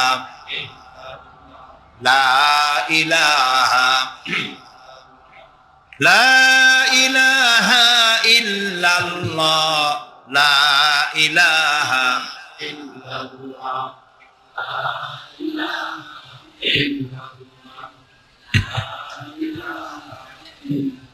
লা ইলাহা ইল্লাল্লাহু মুহাম্মাদুর রাসূলুল্লাহ। রাসূলুল্লাহ বললেন, মান ক্বালা বিহি সাদাকা, এই কোরআন থেকে যে কথা বলে কেবলমাত্র সেই সত্য কথা বলে। সুবহানাল্লাহ। প্রিয় ভাই সব, আমাদের তো কপাল খারাপ। কারা কি বক্তৃতা করলো, সেই বক্তৃতায় কোরআন নাই, হাদিস নাই, যা কইলো তাই বিশ্বাস করে সেদিকে দৌড়াইলাম। কিন্তু আল্লাহ তাআলার নবী বলছেন, কোরআনের রেফারেন্স দিয়ে যারা কথা বলে ওদের কথাই সত্য কথা। সুবহানাল্লাহ বলবেন না? কারণ আল্লাহ তাআলা বলছেন, ওমান আসদাকু মিনাল্লাহি কিলা ওমান আসদাকু মিনাল্লাহি হাদিসা, আল্লাহর চাইতে সত্যবাদী আর কে হতে পারে? সুতরাং যারাই বক্তৃতার মধ্যে কোরআনের রেফারেন্স দিয়ে কথা বলে তারাই সত্য কথা বলে। বলেছেন মুহাম্মদ রাসূলুল্লাহ সাল্লাল্লাহু আলাইহি ওয়াসাল্লাম, ওয়ামান আমিলা বিহি উজরা, আর কোরআন শরীফ পড়ে যে বুঝে আর আমল করে, আল্লাহ তাদেরকে পুরস্কৃত করবেন ফিদ দুনিয়া ওয়াল আখিরা, দুনিয়াও পুরস্কার দেবেন, আখিরাতেও পুরস্কার দেবেন। দুনিয়া পুরস্কারটা কি দেবেন? আল্লাহ রাব্বুল আলামিন বলেন, দুনিয়ার পুরস্কারটা শোনো, ফামান তাবিয়া হুদায়া ফালা খাউফুন আলাইহিম ওয়ালা হুম ইয়াহজানুন, যারা এই কোরআনকে মেনে চলবে, কোরআনের অনুসরণ যারা করবে, এর আইন কানুনকে মেনে যারা চলবে, ওদের জন্য কোনো ভয় নাই, ওদের জন্য কোনো চিন্তা নাই। এই ওয়াদা কার ওয়াদা? আল্লাহর ওয়াদা কখনো মিছা হয়? কোনদিন না। আল্লাহ কোনদিন ওয়াদা ভঙ্গ করেন? কখনো নয়। তিনি বলছেন, কোরআন যদি মেনে চলো পৃথিবীতে শান্তি পাইবা। দুই রকমের, একটা হলো পৃথিবীতে তোমাদের কোনো চিন্তা থাকবে না, ভয় থাকবে না। চিন্তা থাকবে না কিসের? চিন্তা হয় মানুষের খাওয়া পড়া, শিক্ষা, চিকিৎসা, বাসস্থান, এগুলির চিন্তা হয়। কোরআনের শাসন যদি চালু হয়, ওই যে স্লোগান একটু আগে আপনারা শুনলেন, আল্লাহর আইন চাই আর কি চাই? মুখস্থ হয়েছে না এটা? বলেন না কি চাই? সৎলোকের শাসন চাই। এখন আল্লাহর আইন কোনটা? এই যে কোরআন। কোরআনের আইন যদি হয় আর সৎ লোক যদি ক্ষমতায় থাকে আর কোরআনের আইন যদি চালু হয়, চুরি, ডাকাতি, জেনা, ব্যভিচার, হত্যা, ধর্ষণ ওই সমাজে থাকবে না। সুবহানাল্লাহ কোন। এই যে আমাদেরকে আজ এই কোন কোন দেশ আমাদেরকে সন্ত্রাসী বলে, আসলে ওরা হলো সন্ত্রাসের দাদা। আমরা তো সন্ত্রাসী না। এই পৃথিবীতে মুসলমানরাই সব থেকে বেশি শান্তিপ্রিয়। এর চাইতে শান্তিপ্রিয় জাতি পৃথিবীতে আর নাই। সুবহানাল্লাহ বলি, আলহামদুলিল্লাহ বলি। আপনি দেখেন না এই যে আল্লাহর ঘর যখন নির্মাণ হলো, কে আল্লাহর ঘর নির্মাণ করছিলেন কোন তো? আমাদের জাতির পিতা। কে করেছিলেন? জাতির পিতা কে? এইটা নিয়ে পেঁচ লাগাবেন না তো, ভালো করে মনে রাখবেন, এই নিয়ে কোনো পেঁচাপেচি নেই। মুসলমান মিল্লাতের পিতা কে? ইব্রাহিম আলাইহিস সালাম। তিনি আল্লাহর ঘর বানালেন, তিনি রাজমিস্ত্রি হিসেবে কাজ করলেন, আর একজন হেল্পার ছিলেন সাথে, তিনিও পয়গম্বর ছিলেন। কে তিনি? ইসমাঈল আলাইহিস সালাম। বাপ বেটা দুজনে মিলে আল্লাহর ঘর নির্মাণ করে ফেললেন। আর এরপরে তারা দোয়া করলেন। হযরত ইব্রাহিম আলাইহিস সালাম দোয়া করলেন, রব্বি জাল হাযাল বালাদা আমিনান, হে আল্লাহ তাআলা তুমি এই শহরকে নিরাপত্তার শহর বানাও। নিরাপত্তা হচ্ছে সন্ত্রাসের বিপরীত কথা। আল্লাহ তুমি এই শহরকে নিরাপত্তার শহর বানাও। আল্লাহ কি দোয়া কবুল করছিলেন না করেন নাই? সাথে সাথেই দোয়া কবুল করেছেন আল্লাহ তাআলা। আল্লাহ তাআলা বলেছেন, ওমান দাখালাহু কানা আমিনান, যেই প্রবেশ করবে আমার এই পবিত্র শহরে আমি তাকে নিরাপত্তা প্রদান করব। সুবহানাল্লাহ। আজ আমাদেরকে সন্ত্রাসী যারা বলে, তারা দেখুক কোরআনের সব আইন সৌদি আরবিয়ায় নাই। আপনারা বলেন তো, পৃথিবীতে অপরাধ প্রবণতা, করাপশন, ক্রাইম পৃথিবীতে সব থেকে কম হয় কোন দেশে? কোন দেশে? কিন্তু কোরআন শরীফের সবটা আইন সেখানে চালু নাই। কিন্তু কিছু আইন চালু আছে, তাতে এত শান্তি, লক্ষ লক্ষ নারী পুরুষ একসাথে ঘোরাফেরা করে হজের সময় একসাথে। বুঝদালে ভাই, এরকম শামিয়ানা নাই, বিল্ডিং নাই, খোলা মাঠে উন্মুক্ত আকাশের নিচে শুয়ে থাকে, বসে থাকে, হাঁটাচলা করে। ১৫০০ বছরের ইতিহাসে নাই যে কোনো নারী সেখান থেকে লাঞ্ছিতা হয়েছে, অপমানিতা হয়েছে। সুবহানাল্লাহ বলবেন না? এটা কোরআন শরীফ। এটা কি? আল্লাহ তাআলা এখানে বলছেন, আওয়ালাম ইয়ারাও আন্না জাআলনা হারামান আমিনান, তোমরা কি দেখতে পাও না যে আমি এই শহরকে কিভাবে নিরাপত্তার শহর বানিয়েছি? যখন পৃথিবীর চতুর্দিকে মারামারি, কাটাকাটি, হত্যা, ধর্ষণ, ছিনতাই সব চলছে গোটা পৃথিবীতে, তখন আমার হারামের দিকে তাকিয়ে দেখো তো কত নিরাপত্তা আমি প্রদান করেছি। সুবহানাল্লাহ। শান্তিপ্রিয়, পৃথিবীতে মুসলমানদের চাইতে শান্তিপ্রিয় আর কোন জাতি নাই, হতে পারে না। আলহামদুলিল্লাহ বলুন।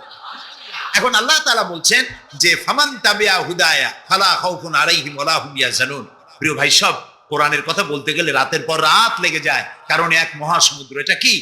মহাসমুদ্র কোরআন। এই কোরআন আল্লাহ তাআলা আমাদেরকে শুধু তেলাওয়াত করতে পাঠান নাই। আমাদের অভ্যাস হয়েছে যে খালি তেলাওয়াত করি, মুখস্থ করি। দেখেন না, রমজান মাস শেষ হয়ে গেলে পরে বন্ধু বান্ধব, আত্মীয় স্বজন সব এক জায়গায় বসে এক একজন গল্প করে, ভাই আমার পুত্রবধূ 13 খতম, আমার বউ 7 খতম, আমার নাতনি 11 খতম, আর আমি এমনি খতম হয়ে গেছি।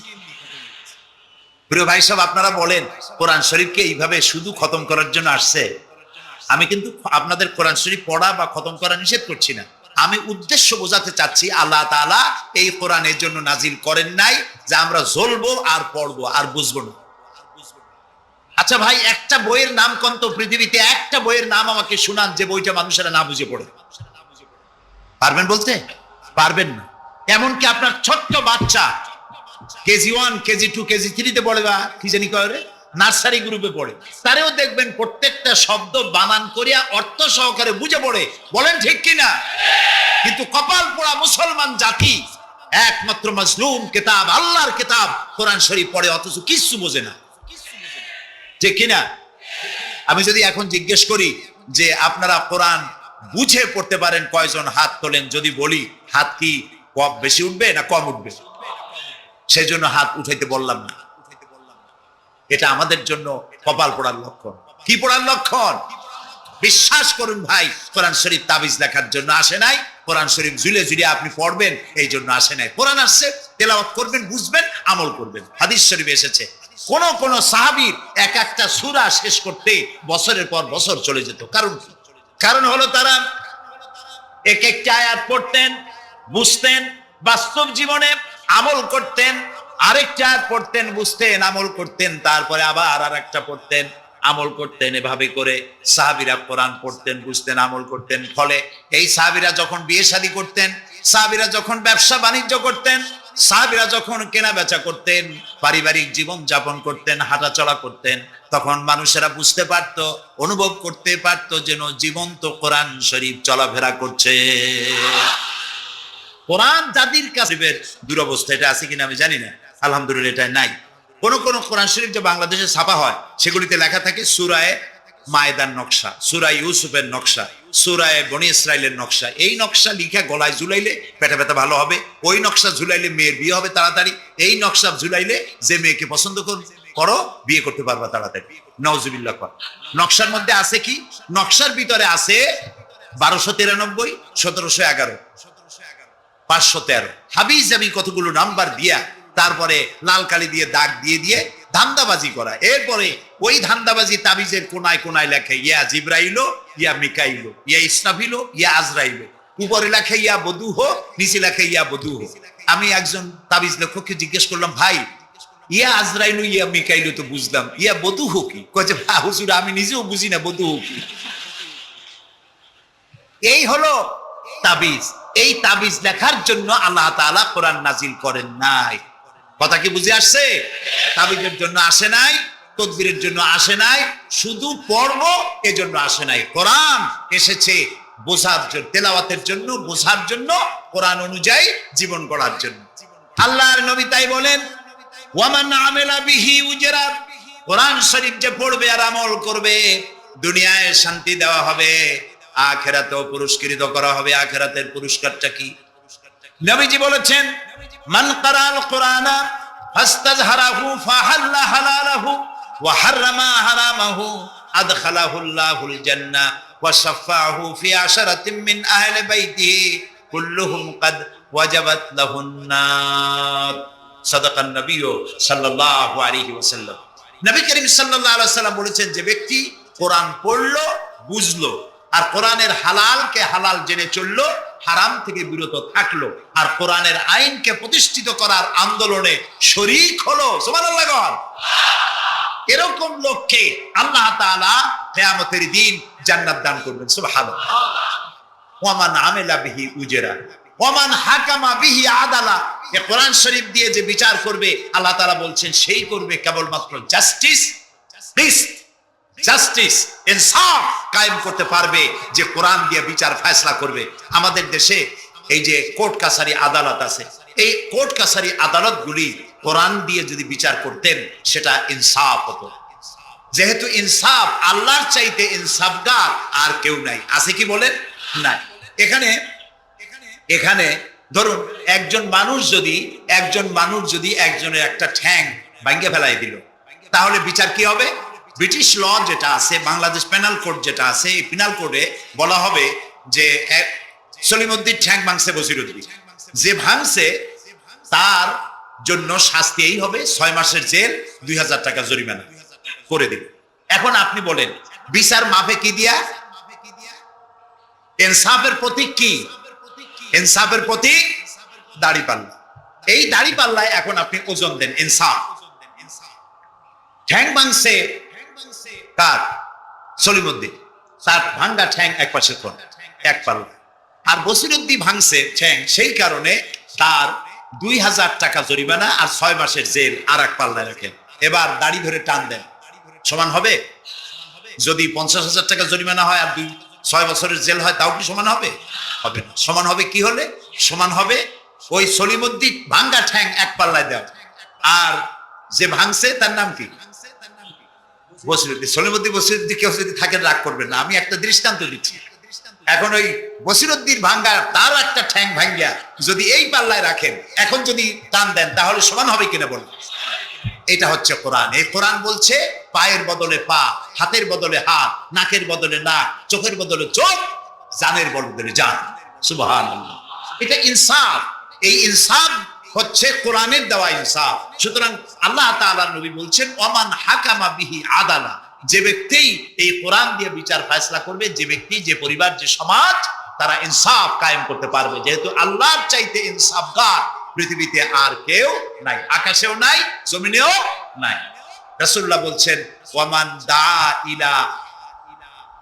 ইলাইহি হুদিয়া ইলা সিরাতিল মুস্তাকিম, যে ব্যক্তি কোরআনের দিকে মানুষকে দাওয়াত দেয়, সেই একটি সহজ সরল রাস্তার দিকে দাওয়াত দেয়, যে রাস্তার শুরু পৃথিবী থেকে আর রাস্তার শেষ জান্নাতুল ফেরদাউসে গিয়ে। সুবহানাল্লাহ। এটা হচ্ছে সেই কোরআন। বুঝতে না পারার কারণে আমরা বিপদে পড়েছি। প্রিয় ভাই সব, আপনারা আছেন কষ্টে, বসেছেন পানির মধ্যে, আছেন দাঁড়াইয়া, মাথার উপরে ছেঁড়া সামিয়ানা বিরক্ত করছে। আমি লম্বা করতে চাই না, অল্পের মধ্যে ছেড়ে দেই, যাতে করে আপনাদেরও সুবিধা হয়, কষ্ট না হয়।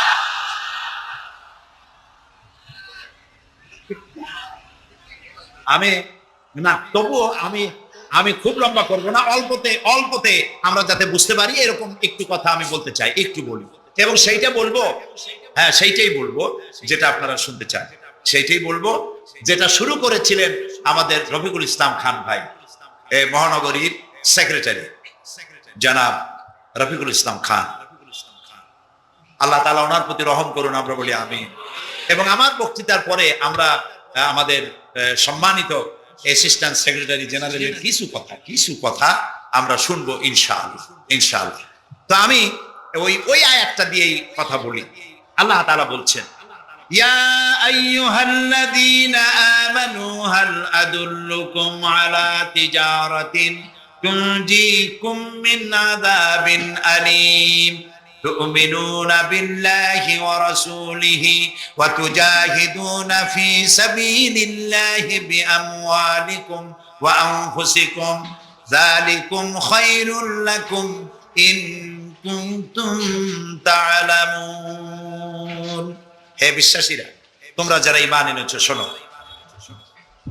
হাল আদুল্লুকুম আলা তিজারাতিন, আমি কি তোমাদেরকে এমন একটি ব্যবসার কথা বলবো না, যে ব্যবসায় তোমাদেরকে জাহান্নামের কঠিন শাস্তি থেকে তোমাদেরকে রক্ষা করবে? এমন একটি ব্যবসার কথা বলবো না?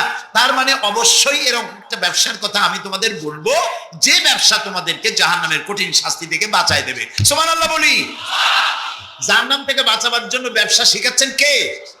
আল্লাহ। এবার দেখেন, ব্যবসা এটা করলে লাভও আছে, নোকসানও আছে, ঠিক না? বলেন আছে কিনা? লস এন্ড প্রফিট এর মধ্যে থাকবেই। কিন্তু আল্লাহ রাব্বুল আলামিন বলেন, আমার সঙ্গে যে ব্যবসা করবে ওই ব্যবসাটা হচ্ছে তিজারাতান লান তাবুর। আমার সাথে যে ব্যবসাটা করবা, এই ব্যবসায় কোনো নোকসান নাই, শুধু লাভ লাভ আর লাভ। কে বলতেছেন এরকম একটা ব্যবসা করবেন? আমি জানি আমরা লাভের ব্যাপারে খুব আছি, নোকসানে আমরা কেউ নেই। মানুষ লেখাপড়া জানুক আর না জানুক, লাভ যেখানে সেখানে মানুষ ছাপ দেয় তাড়াতাড়ি। ওই যে বলে না যে এই হিসাব না জানলে কি হবে, কম দিলে টের পাবে। আমরা লাভ খুব ভালোই বুঝি, এই জন্য এটা কোরআনও নয়, হাদিসও নয়, একটি রূপক কথা। এক ব্যবসায়ী নেকে কিয়ামতের দিন হাজির করা হবে, ফেরেশতা তাকে বলবে যে আল্লাহর বান্দা, তোমার পাপ আর পুণ্য, নেক আর বদ, এই দুটি সমান সমান হয়ে গেছে, 50-50। এখন কোন জায়গায় যাবা? কও বেহেশতে যাবা না দোজখে যাবা?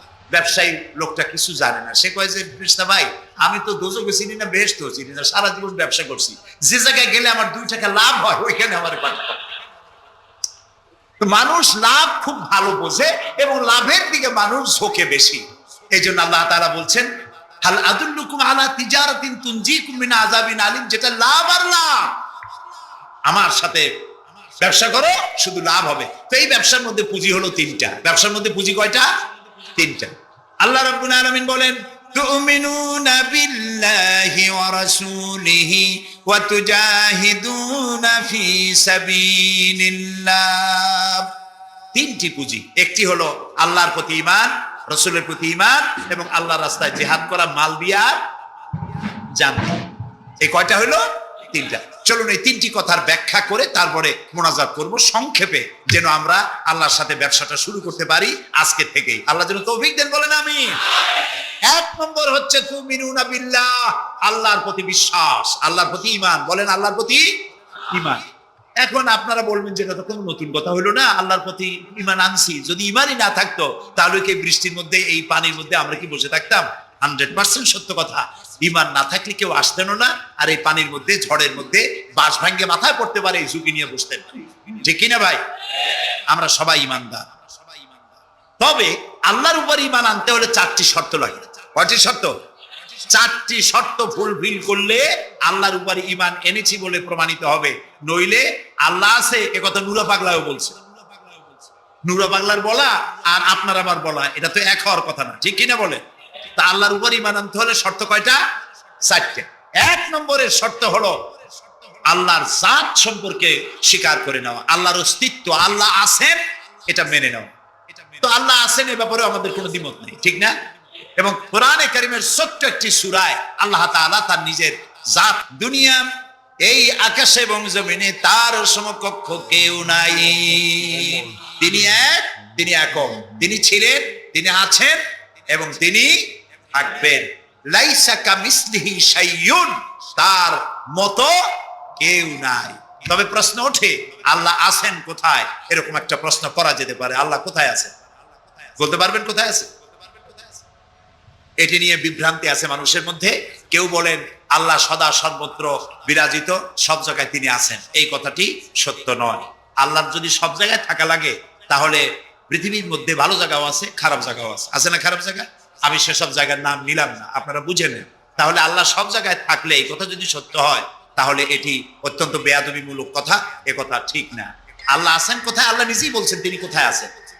কোরআনে কারীমে রব্বুল আলামিন তিনি কোথায় আছেন একথা তিনি নিজেই বলে দিয়েছেন।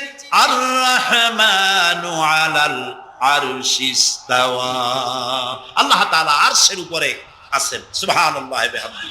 এবং প্রত্যেক রাত্রে তিনি শেষ রাত্রে প্রথম আকাশে আসেন, নবী করিম সাল্লাল্লাহু আলাইহি সাল্লাম বলেছেন।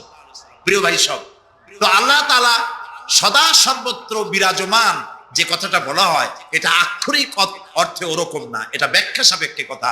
আল্লাহ সদা সর্বত্র সব জায়গা সম্পর্কে ওয়াকিফাল, তিনি সব জানেন, সব দেখেন। তিনি সামিউন, তিনি বাসিরুন, তিনি দেখতে পান, তিনি শুনতে পান। আপনার আমার দেখার মধ্যে কোনো বাধা, প্রাচীর, অবস্ট্রাকশন কিছু একটা থাকতেই পারে। আল্লাহ দেখার মধ্যে কোনো বাধা নাই। অন্ধকার রাতেও দেখেন, কুয়াশাচ্ছন্ন হলেও দেখেন, মেঘের মধ্যেও দেখেন, তার দেখায় কোনো বাধা নাই, তার শোনায় কোনো বাধা নাই। এমন কি মহাসাগরের অতল তলদেশে ছোট্ট পাথরের গায়ে লাগানো একটি ছোট্ট পোকা, যাকে মাইক্রোস্কোপ যন্ত্র থাক ছাড়া দেখা যায় না, এমন ছোট্ট সূক্ষ্ম একটি পোকাও যদি, ক্ষুদ্রাতি ক্ষুদ্র একটি পোকাও যদি পেটের জ্বালায় অথবা ক্ষুধার জ্বালায় চিৎকার বাড়ে, কেউ শুনতে পায় না। আরশের মালিক আল্লাহ রব্বুল আলামিন তা শুনতে পান। এ হচ্ছে আল্লাহ, তিনি সব শুনতে পান, সব দেখতে পান। তার জাত সম্পর্কে স্বীকার করে নেওয়া, মেনে নেওয়া, তিনি আছেন, তার শক্তি সহকারে তাকে মানা। আমরা যে কোনো জিনিস বিশ্বাস করি তার শক্তি সহকারে বিশ্বাস করি। বাতাসকে বিশ্বাস করি, প্রচন্ড বেগে বয়ে গেলে আমাদের মাথার উপরে যা আছে ভেঙে চুরে সব শেষ করি, ভালো এভাবে বিশ্বাস করি। পানিকে বিশ্বাস করি, সে চুবায়ে মারতে পারে, ডুবায়ে মারতে পারে। পানি চুবানো, ভিজানো, এ শক্তি পানির আছে। আমরা আগুনকে বিশ্বাস করি, জ্বালিয়ে পুড়িয়ে ছাই করে দিতে পারে, এভাবে আগুনের শক্তি সহকারে বিশ্বাস করি। সাপকে বিশ্বাস করি, বাঘকে বিশ্বাস করি, দংশন করলে, থাবা মারলে কাম সারা। পয়জনকে বিশ্বাস করি, খাইলে পরে মরে যেতে পারি, শক্তি সহকারে বিশ্বাস করি, ঠিক না? এখন আল্লাহরে বিশ্বাস করি, এই কথা শুধু বললেই হবে না, আল্লাহকে বিশ্বাস করতে হবে তার গুণ সহকারে। সেই জন্য 4টি শর্তের 1 নম্বর শর্ত হলো আল্লাহর অস্তিত্বকে মানা। 2 নম্বরে শর্ত হচ্ছে আল্লাহর গুণাবলীকে স্বীকার করা, মেনে নেওয়া। আল্লাহর গুণাবলী কি? কোরআন শরীফে আল্লাহর অনেকগুলি নাম আছে। আল্লাহ এ হচ্ছে ইসমে জাত। আল্লাহ এটা কি? ইসমে জাত, আসল নাম কি? আল্লাহ। বলেন সবাই আল্লাহ ন, কিন্তু আল্লাহ এটা অশুদ্ধ, বলার সময় মুখটা গোল হয়ে যাবে। আল্লাহ বলেন সবাই আল্লাহ। কি মধুর নাম, সুবহানাল্লাহ, সুবহানাল্লাহ। আল্লাহ নিজেই বলেছেন ওয়ালাহুল আসমাউল হুসনা, আল্লাহ রয়েছে সুন্দর সুন্দর নাম। 99টি নামের কথা কোরআনে কারীমে আল্লাহ তাআলা নিজেই বলেছেন, সুবহানাল্লাহ। এখন ওই নামগুলিকে বলা হয় সিফাতি নাম, অর্থাৎ গুণবাচক নাম। এই গুণ সহকারে তাকে স্বীকার করতে হবে। তিনি রাজ্জাক, খেতে দেওয়ার মালিক কে? আল্লাহ। তিনি রব, সৃষ্টি করেন। তিনি খালেক, তিনি স্রষ্টা। তিনি রব, তিনি প্রতিপালনকারী। তিনি রহমান, তিনি দয়ালু। তিনি রহিম, তিনি রহমান, তিনি দাতা, রহিম, তিনি দয়ালু। অর্থাৎ প্রত্যেকটা নামের এক একটা শব্দ অর্থ আছে এবং সেই অর্থ সহকারে বিশ্বাস করতে হবে তাকে। এই বিশ্বাস যদি আমরা করতে পারি তাহলে শিরক থেকে আমরা বাঁচতে পারবো। সুবহানাল্লাহ বলেন। আচ্ছা বলেন তো, সন্তান দেওয়ার মালিককে, সন্তান না দেওয়ার মালিককে, হায়াতের মালিককে, মওতের মালিককে, খেতে দেওয়ার মালিককে, কষ্ট দেওয়ার মালিককে, কষ্ট থেকে বাঁচাবার মালিককে, সবকিছুর মালিককে, এইভাবে আমরা কি বিশ্বাস করি? না, সবাই করি না। যারা বলেছেন আমিও বিশ্বাস করি, হ্যাঁ বিশ্বাস আমাদের থাকতে পারে, কিন্তু অনেক লোক আছে এভাবে বিশ্বাস করে না বলেই বিবাহ করেছে, সন্তান হয় না। তখন শাহ আলী বাগদাদি রহমতুল্লাহ আলাইহির মাজারে গিয়া সেখানে বসে তার ওই মাজারের কাছে গিয়ে চাইলো আমারে সন্তান দাও, খাজা বাবার সন্তান দাও। অথবা হাইকোর্টের মাজারে বৃহস্পতিবার দিন গিয়ে ভিড় করলো, বাবা সন্তান দাও, অথবা মামলায় পড়েছি বাঁচায় দাও, পরীক্ষা দেবে ছেলে পাস করায় দাও ইত্যাদি। বলেন এরকম? বলে না? জায়েজ নাই, একদম জায়েজ নাই। কাকে বলতে হবে? আল্লাহর নবী বলেছেন ওয়াইদা সালতা ফাসআলিল্লাহ, কিছু বলতে চাইলে আল্লাহরে বলো। ওয়াইদা সালতা ফাসআলিল ফাস ওয়াইদা ইসতাআনতা ফাসতাইন বিল্লাহ, সাহায্য যদি চাও আল্লাহর কাছে সাহায্য চাও। আমরা সূরা ফাতিহার ভিতরে প্রত্যেক নামাজের প্রতি রাকাতেই বলি ইয়্যাকা না'বুদু ওয়া ইয়্যাকা নাস্তাঈন। আল্লাহ তাআলা একমাত্র তোমার ইবাদত করি আর একমাত্র তোমারই কাছে সাহায্য কামনা করি। হযরত ইব্রাহিম আলাইহিস সালাম আমাদের জাতির পিতা। একটু আগে আমরা বলছি না সবাই, ইব্রাহিম আলাইহিস সালামকে আগুনে, এটারে এদিক ফিরিয়ে দিল কে? ইব্রাহিম আলাইহিস সালামকে আগুনে যখন ফেলে দেওয়া হচ্ছিল তখন হযরত জিবরাইল এসে বলছিলেন আমার কাছে সাহায্য চাও ইব্রাহিম, আমি তোমারে আগুন দিয়ে বাঁচায় দেব। এই যে ইব্রাহিম আলাইহিস সালামের কাছে তাকে সাহায্য দেওয়ার জন্য বলা হলো, এই যে কি ঘোরাঘুরি করে, এ মাইকের হর্ন ঘুরান কেন? যেমন ছিল ওইদিকে দিয়ে দেন, আমারে শোনায় তো লাভ নাই। প্রিয় ভাই সব, ইব্রাহিম আলাইহিস সালামকে জিবরাইল বললেন আমার কাছে সাহায্য চাও। ইব্রাহিম আলাইহিস সালাম সাহায্য চাইছিলেন? বলেন চাইছিলেন? হযরত ইব্রাহিম বলেছেন জিবরাইল আমি কেন সাহায্য চাইব তোমার কাছে? আমি তো এমন কোন অন্ধ আল্লাহর ইবাদত করি না যিনি তার নিজের চোখে তার গোলামের দুঃখ দুর্দশা দেখতে পান না। আল্লাহ কি দেখছেন না যে আমি বিপদে পড়ছি? আমি তোমার কাছে কেন সাহায্য চাইবো? আমি আগুনে পড়লে যদি আল্লাহ খুশি হন তাহলে আমি তো এভাবে 1000 বার পড়তে রাজি আছি আমার আল্লাহকে খুশি করার জন্য। এটা হলো আল্লাহর প্রতি বিশ্বাস এবং আল্লাহর কাছে চাওয়া। চাইতে হবে কার কাছে? আমি বিপদে পড়ছি বলবো কারে? আমি অশান্তিতে আছি বলবো কারে? আমার অভাব আছে বলবো কারে? সব অবস্থায় আল্লাহকে বলতে হবে। দেখুন আমাদের জাতির পিতা ইব্রাহিম আলাইহিস সালামের কথা এ কোরআন শরীফে আল্লাহ তাআলা বলে দিয়েছেন। তিনি কি বলেছেন? হযরত ইব্রাহিম বলেছেন আল্লাযী হুয়া ইউতঈমুনি ওয়া ইয়াসকিন, আমি যখন ক্ষুধার্ত হই আল্লাহ আমারে খাওয়ান। আমি ফি যুলুমাত জমায় কাফির, ত্রিবিধ অন্ধকারের ভেতর থেকে তিনি চিৎকার মারলেন। রাতের অন্ধকার, মাছের পেটের অন্ধকার, পানির অন্ধকার, এই ত্রিবিধ অন্ধকারের মধ্য থেকে ইউনূস আলাইহিস সালাম চিৎকার মারলেন লা ইলাহা ইল্লা আনতা, আয় আল্লাহ তুমি ছাড়া কোনো ইলাহা নাই, সুবহানাকা আমি তোমার প্রশংসা করছি। আয় আল্লাহ তাআলা আমি আমার নফসের উপরে জুলম করেছি, আমার উপরে আমি জুলম করেছি। আল্লাহ তাআলা এই চিৎকার শুনেছিলেন? শুনেছেন? হযরত ইউনূস আলাইহিস সালাম মাছের পেটের ভিতরে বসে যেই চিৎকার মেরেছিলেন কেউ শুনতে পায় নাই। পানির ভিতরে কেউ শোনে নাই, জমিনে কেউ শোনে নাই, অন্তরিক্ষেও কেউ শুনতে পায় নাই। আল্লাহ রাব্বুল আলামিন বলেন আমি আরশের মালিক, ইউনূসের চিৎকার আমি শুনেছি। শুধু শুনি নাই, জবাবও দিয়ে দিয়েছি। আস্তাজাবনা লাহু ওয়া নাজ্জাইনাহু মিনাল গাম্মি ওয়া কাযালিকা নুনজিল মুমিনিন। আমি ইউনূসের ডাকের সাড়া দিয়া দিলাম, বিপদ থেকে বাঁচাই দিলাম। মাছের পেটের ভিতরে যন্ত্রণা শুরু হয়ে গেল, মাছ দেখলো বমি না করলে আর বাঁচবো না এমন অবস্থা মাছের হয়ে গেল। মাছ পেটের ব্যথার জ্বালায় বেশি উঠলো, কেনারায় চলে গেল। ইউনূস আলাইহিস সালামকে বমি করে ফেলে দিল, মাছও বাঁচলো, ইউনূস আলাইহিস সালামও বাঁচলেন। আল্লাহ তাআলা বলেন শুধু ইউনূস রে নয়, ওয়া কাযালিকা নুনজিল মুমিনিন। আমার মুমিন বান্দারা যদি বিপদে পড়ে, এরকম বিপদে যদি পড়ে যায় আর আমারে যদি ডাকে, আমি আল্লাহ রব্বুল আলামিন এই বিপদ থেকে যত বড় বিপদ হোক আমি আল্লাহ বাঁচায় দেব।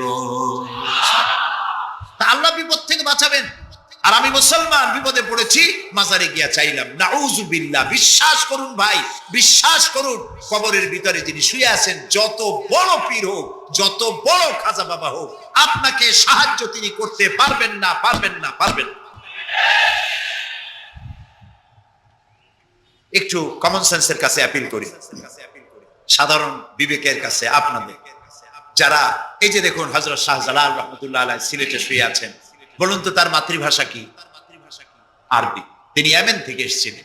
বাগেরহাটে শুয়ে আছেন হযরতে খান জাহান আলী রহমতুল্লাহ আলাইহি, তার মাতৃভাষা ছিল আরবি। হযরতে খাজা মঈনুদ্দিন চিশতি রহমতুল্লাহ আলাইহি শুয়ে আছেন আজমিরে, তার মাতৃভাষা আরবি। আমরা বাংলাদেশ থেকে, এই দেশ থেকে কোনো লোক গেল সিলেটে, গেল বাগেরহাটে অথবা বাগদাদে চলে গেল, এইসব বড় বড় আল্লাহর ওলিদের মাজারে গিয়ে বাংলা ভাষায় বলল, বাবা আমি তো বিপদে পড়ে আসছি, নির্বাচনে দাঁড়াইছি, আমি যেন জিততে পারি। অথবা দেখেন না, মাজার দিয়ে শুরু করে সবাই। অথবা যাই বললো যে আমার বিয়ে করেছি 15 বছর, বাচ্চা হয় না, আমার একটা বাচ্চা। অথবা মামলায় পড়েছি, আমার একটু জিতে দাও, ব্যবসা করি এত টাকা লস দিতে দিতে শেষ হয়ে গেছি বাবা। আপনি বললেন কোন ভাষায়? শাহজালাল খুব বুঝলেন, বড় পীর সাহেব খুব বুঝছেন। তাহলে আপনার 1 নম্বর ফায়ার মিস হয়ে গেল, মিস ফায়ার। আচ্ছা, 2 নম্বর কথা হলো, যার কাছে আপনি চাইলেন তিনি ওখানে ঘুমন্ত আছেন না চেতনা আছেন, এ ব্যাপারে আপনার কোনো গ্যারান্টি আছে, নিশ্চয়তা আছে? আপনি যখন দোয়া করতেছিলেন তখন উনি চেতনা না ঘুমে? যদি ঘুমায় থাকেন তাহলে 2 নম্বর মিস ফায়ার। আপনি যা চিল্লাইলেন উনি কিছুই শুনলো না। 3 নম্বরে, কবরে যে শাহজালাল রহমতুল্লাহ আলাইহি অথবা মঈনুদ্দিন চিশতি রহমতুল্লাহ আলাইহি, আল্লাহর ওলিরা, যত বড় বড় ওলি আল্লাহ আছেন, যার কাছে আপনি বিশ্বাস করেন ওলি হিসেবে, উনি যে কবরে আছেন তার নিশ্চয়তা কোথায়? কবরে তো নাও থাকতে পারে, কারণ আল্লাহ তাআলার 2টা জায়গা আছে করা। বিদেহী আত্মা, এই দেহ থেকে আত্মা যখন সরে যায়, আল্লাহ যখন নিয়ে যান, দেহটার তো কোনো দাম নাই, এটা হচ্ছে নশ্বর, আত্মা হচ্ছে অবিনশ্বর। এই দেহটা মাটির সাথে পচে যাবে, গলে যাবে, কোরআন শরীফে বহুবার বলা হয়েছে। তো আল্লাহ তাআলার 2টা মেহমানখানা আছে, একটা হলো সিজ্জিন আর একটা নাম বলেন ইল্লিন। 2টা মেহমানখানা। যেমন এই পৃথিবীতেও মেহমানখানা 2 রকম হয়। সরকারের 2 রকম মেহমানখানা। চোর, ডাকাত, খুনি, বদমাশ, এগুলি যদি গ্রেফতার হয় তাহলে ওরা খাবে কি? ওদের তো শ্বশুর বাড়ি দিয়ে অথবা বাপের বাড়ি দিয়ে ভাত খাবার দেওয়া হবে না, গভর্নমেন্টের মেহমান হয়ে গেছে। কাজী এদের জন্য মেহমানখানা গভর্নমেন্টের একটা আছে, সরকারি মেহমানখানা। ওইটা কোনটা কোন তো? ও, তাও আপনারা চেনেন। আরেকটা মেহমানখানা হচ্ছে ভিআইপিদের জন্য, যারা ভেরি ইম্পর্টেন্ট পার্সন অথবা ভেরি ভেরি ইম্পর্টেন্ট পার্সন, তাদের জন্য, অর্থাৎ প্রেসিডেন্ট, প্রধানমন্ত্রী, মন্ত্রী, এমপি, সচিব, ওনারা যখন বাংলাদেশের কোনো জায়গায় বেড়াতে যান তখন সরকারি মেহমানখানা ওনাদের জন্য থাকে। ওইটার নাম কি? সার্কিট হাউস, ডাক বাংলা ইত্যাদি, রেস্ট হাউস, এগুলি তার জন্য থাকে। তো পৃথিবীর মানুষের জন্য শ্রেণীভেদে যদি এ ধরনের মেহমানখানা থাকে, তো যারা নাকি দুনিয়া থেকে মারা যাবে ওদের জন্য আল্লাহর মেহমানখানা থাকতে নাই? আছে, এবং সেটা আগেই বলেছি। যারা জাহান্নামে যাবে ওদেরকে রাখা হবে সিজ্জিন নামক একটা মেহমানখানা আছে, ওখানে তারা থাকবে। আর যাদেরকে আল্লাহ জান্নাতি নিবেন, বিচারের আগে তো জান্নাতি নিবেন না, তাদেরকে ইল্লিন নামক সার্কিট হাউস জাতীয়, এই জাতীয় একটা ভালো জায়গায় আল্লাহ তাআলা তাদের রাখবেন। তাহলে আপনি যে কবরের কাছে যায় চাইলেন, হয় ঘুমায় আছে, আপনার ভাষা বুঝলো না, আর কবরে থাকলেও ঘুমে আছে নাকি তাও আপনি জানেন না, আর কবরে নাই এটাও হতে পারে যে আল্লাহ তাআলা অন্য কোথাও তাকে নিয়ে রেখেছেন। কাজেই 3টা জিনিসই, আপনার পথের ভাড়া নষ্ট, পরিশ্রম নষ্ট, আর 3টা ফায়ার করছিলেন, 3টা ফায়ার মিস হয়ে গেল। তাহলে হবে এমন সত্তার কাছে, কোন পীর নয়, বুজুর্গ নয়, খাজা বাবা নয়, চাইতে হবে এমন সত্তার কাছে যিনি কখনো ঘুমান না, যিনি বাংলাও বোঝেন, ইংরেজিও বোঝেন, আরবিও বোঝে, উর্দুও বোঝে, সকল ভাষা যিনি সৃষ্টি করেছেন। সেরকম কেউ কি আছেন? আছেন? কি নাম তা? 1 আঙ্গুল আকাশের দিকে উঁচু করে বলেন, নাম কি? আরো জোরে বলেন, আবারও বলেন। আলহামদুলিল্লাহ। এই জন্য নবী করিম সাল্লাল্লাহু আলাইহি ওয়াসাল্লাম বলছেন, ওয়াইজা সাআলতা ফাসআলিল্লাহ, কিছু বলতে হলে আল্লাহরে বলো, ওয়াইজাস্তাআনতা, সুয়াল করলে আল্লাহরে বলো ওয়াইজাস্তাআনতা ফাস্তাইন বিল্লাহ। আর যদি সাহায্যের প্রয়োজন হয় কোনো ব্যাপারে, যে কোনো ব্যাপারে সাহায্যের প্রয়োজন, আল্লাহর কাছে চাও। আমাদের অবস্থা হলো এই যে ইমাম তো দুর্বল, বিপদে পড়লেই দৌড় দেয় মাজারের দিকে। মুসলমানের সম্পর্ক মাজারের সাথে হবে না, সম্পর্ক হবে মসজিদের সাথে। আল্লাহর নবী যখনই বিপদে পড়তেন, মুসিবতে পড়ে যেতেন, সঙ্গে সঙ্গে উজু করে মসজিদে নববীর ভিতরে প্রবেশ করতেন, 2 রাকাত কাজায়ে হাজাতের নামাজ পড়তেন, আল্লাহর দরবারে হাত তুলতেন, চোখের পানি ছেড়ে দিতেন, আল্লাহ রাব্বুল আলামিনের দরবারে মোনাজাত কবুল হয়ে যেত। নবীজি আমাদেরকে উপদেশ দিয়েছেন, বিপদে যদি পড়ো, মুসিবতে যদি পড়ে যাও, উজু করো, মসজিদের ভিতরে ঢুকে যাও, কাজায়ে হাজাতের নামাজ পড়ো, আর সেজদায় পড়ে চোখের পানি দিয়া, গাল ভিজানো নয়, চোখের পানি দিয়া যায় নামাজ ভিজিয়ে দাও, আর আল্লাহর কাছে প্রার্থনা করো, কাঁদতে থাকো। রব্বুল আলামিন, আল্লাহর নবী বলেছেন, বান্দা যদি গুনাহ মাফির জন্য গুনাহ করেছে, লজ্জায় অনুতপ্ত হয়ে অনুশোচনা করে বান্দা যখন কাঁদতে থাকে, চোখের পানি নাকের অর্ধেক আসতে না আসতে আল্লাহ রব্বুল আলামিন বান্দারে মাফ করে দেন। বিশেষ করে বুড়া মানুষ, আমাদের মধ্যে 2 শ্রেণীর লোক আছে, যুবক আর বৃদ্ধ। মাহফিলগুলিতে আল্লাহর মেহেরবানি যুবকেরা অনেক বেশি আসে, আলহামদুলিল্লাহ বলে। এরকম আসতে করলেন কেন? আপনি তাকায় দেখেন, ডানে বায়ে তাকান, ডানে বায়ে তাকান, দাড়ি পাকা কয়জন আছে দেখেন। 2%, 3% or 5% দাড়ি পাকা হতে পারে, 95% যুবক আর যুবক। সুবহানাল্লাহ, আলহামদুলিল্লাহ। বামপন্থীদের এখানেই কষ্ট, এখানেই কষ্ট। তারা চিন্তা করে এত কষ্ট করিয়া পয়সা করি দিয়া তারপরে কর্মী বানাইলাম, একটা মাহফিলে গিয়া কি একটা সমাবেশ দেখলো, মাহফিলে গেল, আমাদের পুকুরের জিয়ানো মাছগুলি সব ইসলামের পুকুরে চলে গেল। এটা তাদের জন্য হেভি লস। আসলে ওরা ধরে রাখতে পারবে না, ঠেকাইতে পারবে না, গায়ে তো মুসলমানের রক্ত। রক্ত কার? এসব যুবকেরা একটা মুসলিম মায়ের পেটে জন্মগ্রহণ করেছে, একটা মুসলিম পিতার জন্মে আসছে। আর রাসূলুল্লাহ যুবকদের ব্যাপারে যে কত কথা বলেছেন, সুবহানাল্লাহ বলো। আগে রাসূলুল্লাহ বলেছেন, কিয়ামতের দিন আল্লাহর আরশের ছায়া ছাড়া কোনো ছায়া থাকবে না, প্রচন্ড রৌদ্র হবে, জমিনটা তামার মতো হয়ে যাবে। ইন্না লিল্লাহি ওয়া ইন্না ইলাইহি রাজিউন। সেই জায়গায় আরশের নিচে 7 শ্রেণীর লোকদেরকে আল্লাহ তাআলা জায়গা দেবেন। কয় শ্রেণী? ওর মধ্যে 1 শ্রেণী হচ্ছে শাবুন নাশা ফি ইবাদাতিল্লাহ, ওই সব যুবক যারা রাত কাটিয়েছে আল্লাহর ইবাদতের মধ্য দিয়ে। সুবহানাল্লাহ। যুবকদের ইবাদতে আল্লাহ তাআলা বেশি খুশি হন, বেশি খুশি হন। কারণ হলো এই যে মসজিদের ইমাম সাহেব অথবা প্রাইমারি স্কুলের মাস্টার যদি বলে যে আমি ঘুষ খাই না, এই কথার কোনো দাম আছে? আপনি প্রাইমারি স্কুলের মাস্টার, আপনি মসজিদের ইমাম, আপনার ঘুষ দেবে কেনা? ঘুষ খাই না বললে তো হবে না। কোন মন্ত্রী যদি বলে, এসপি যদি বলে, দারোগা যদি বলে ঘুষ খাই না, 1000 বার দাম আছে, ঠিক না ভাই? এখন একজন বুড়া যদি বলে যে প্রত্যেক রাত্রে আমি তাহাজ্জুদ পড়ি, আপনি তো পড়বেনই, কারণ আপনার তো ঘুম আসে না।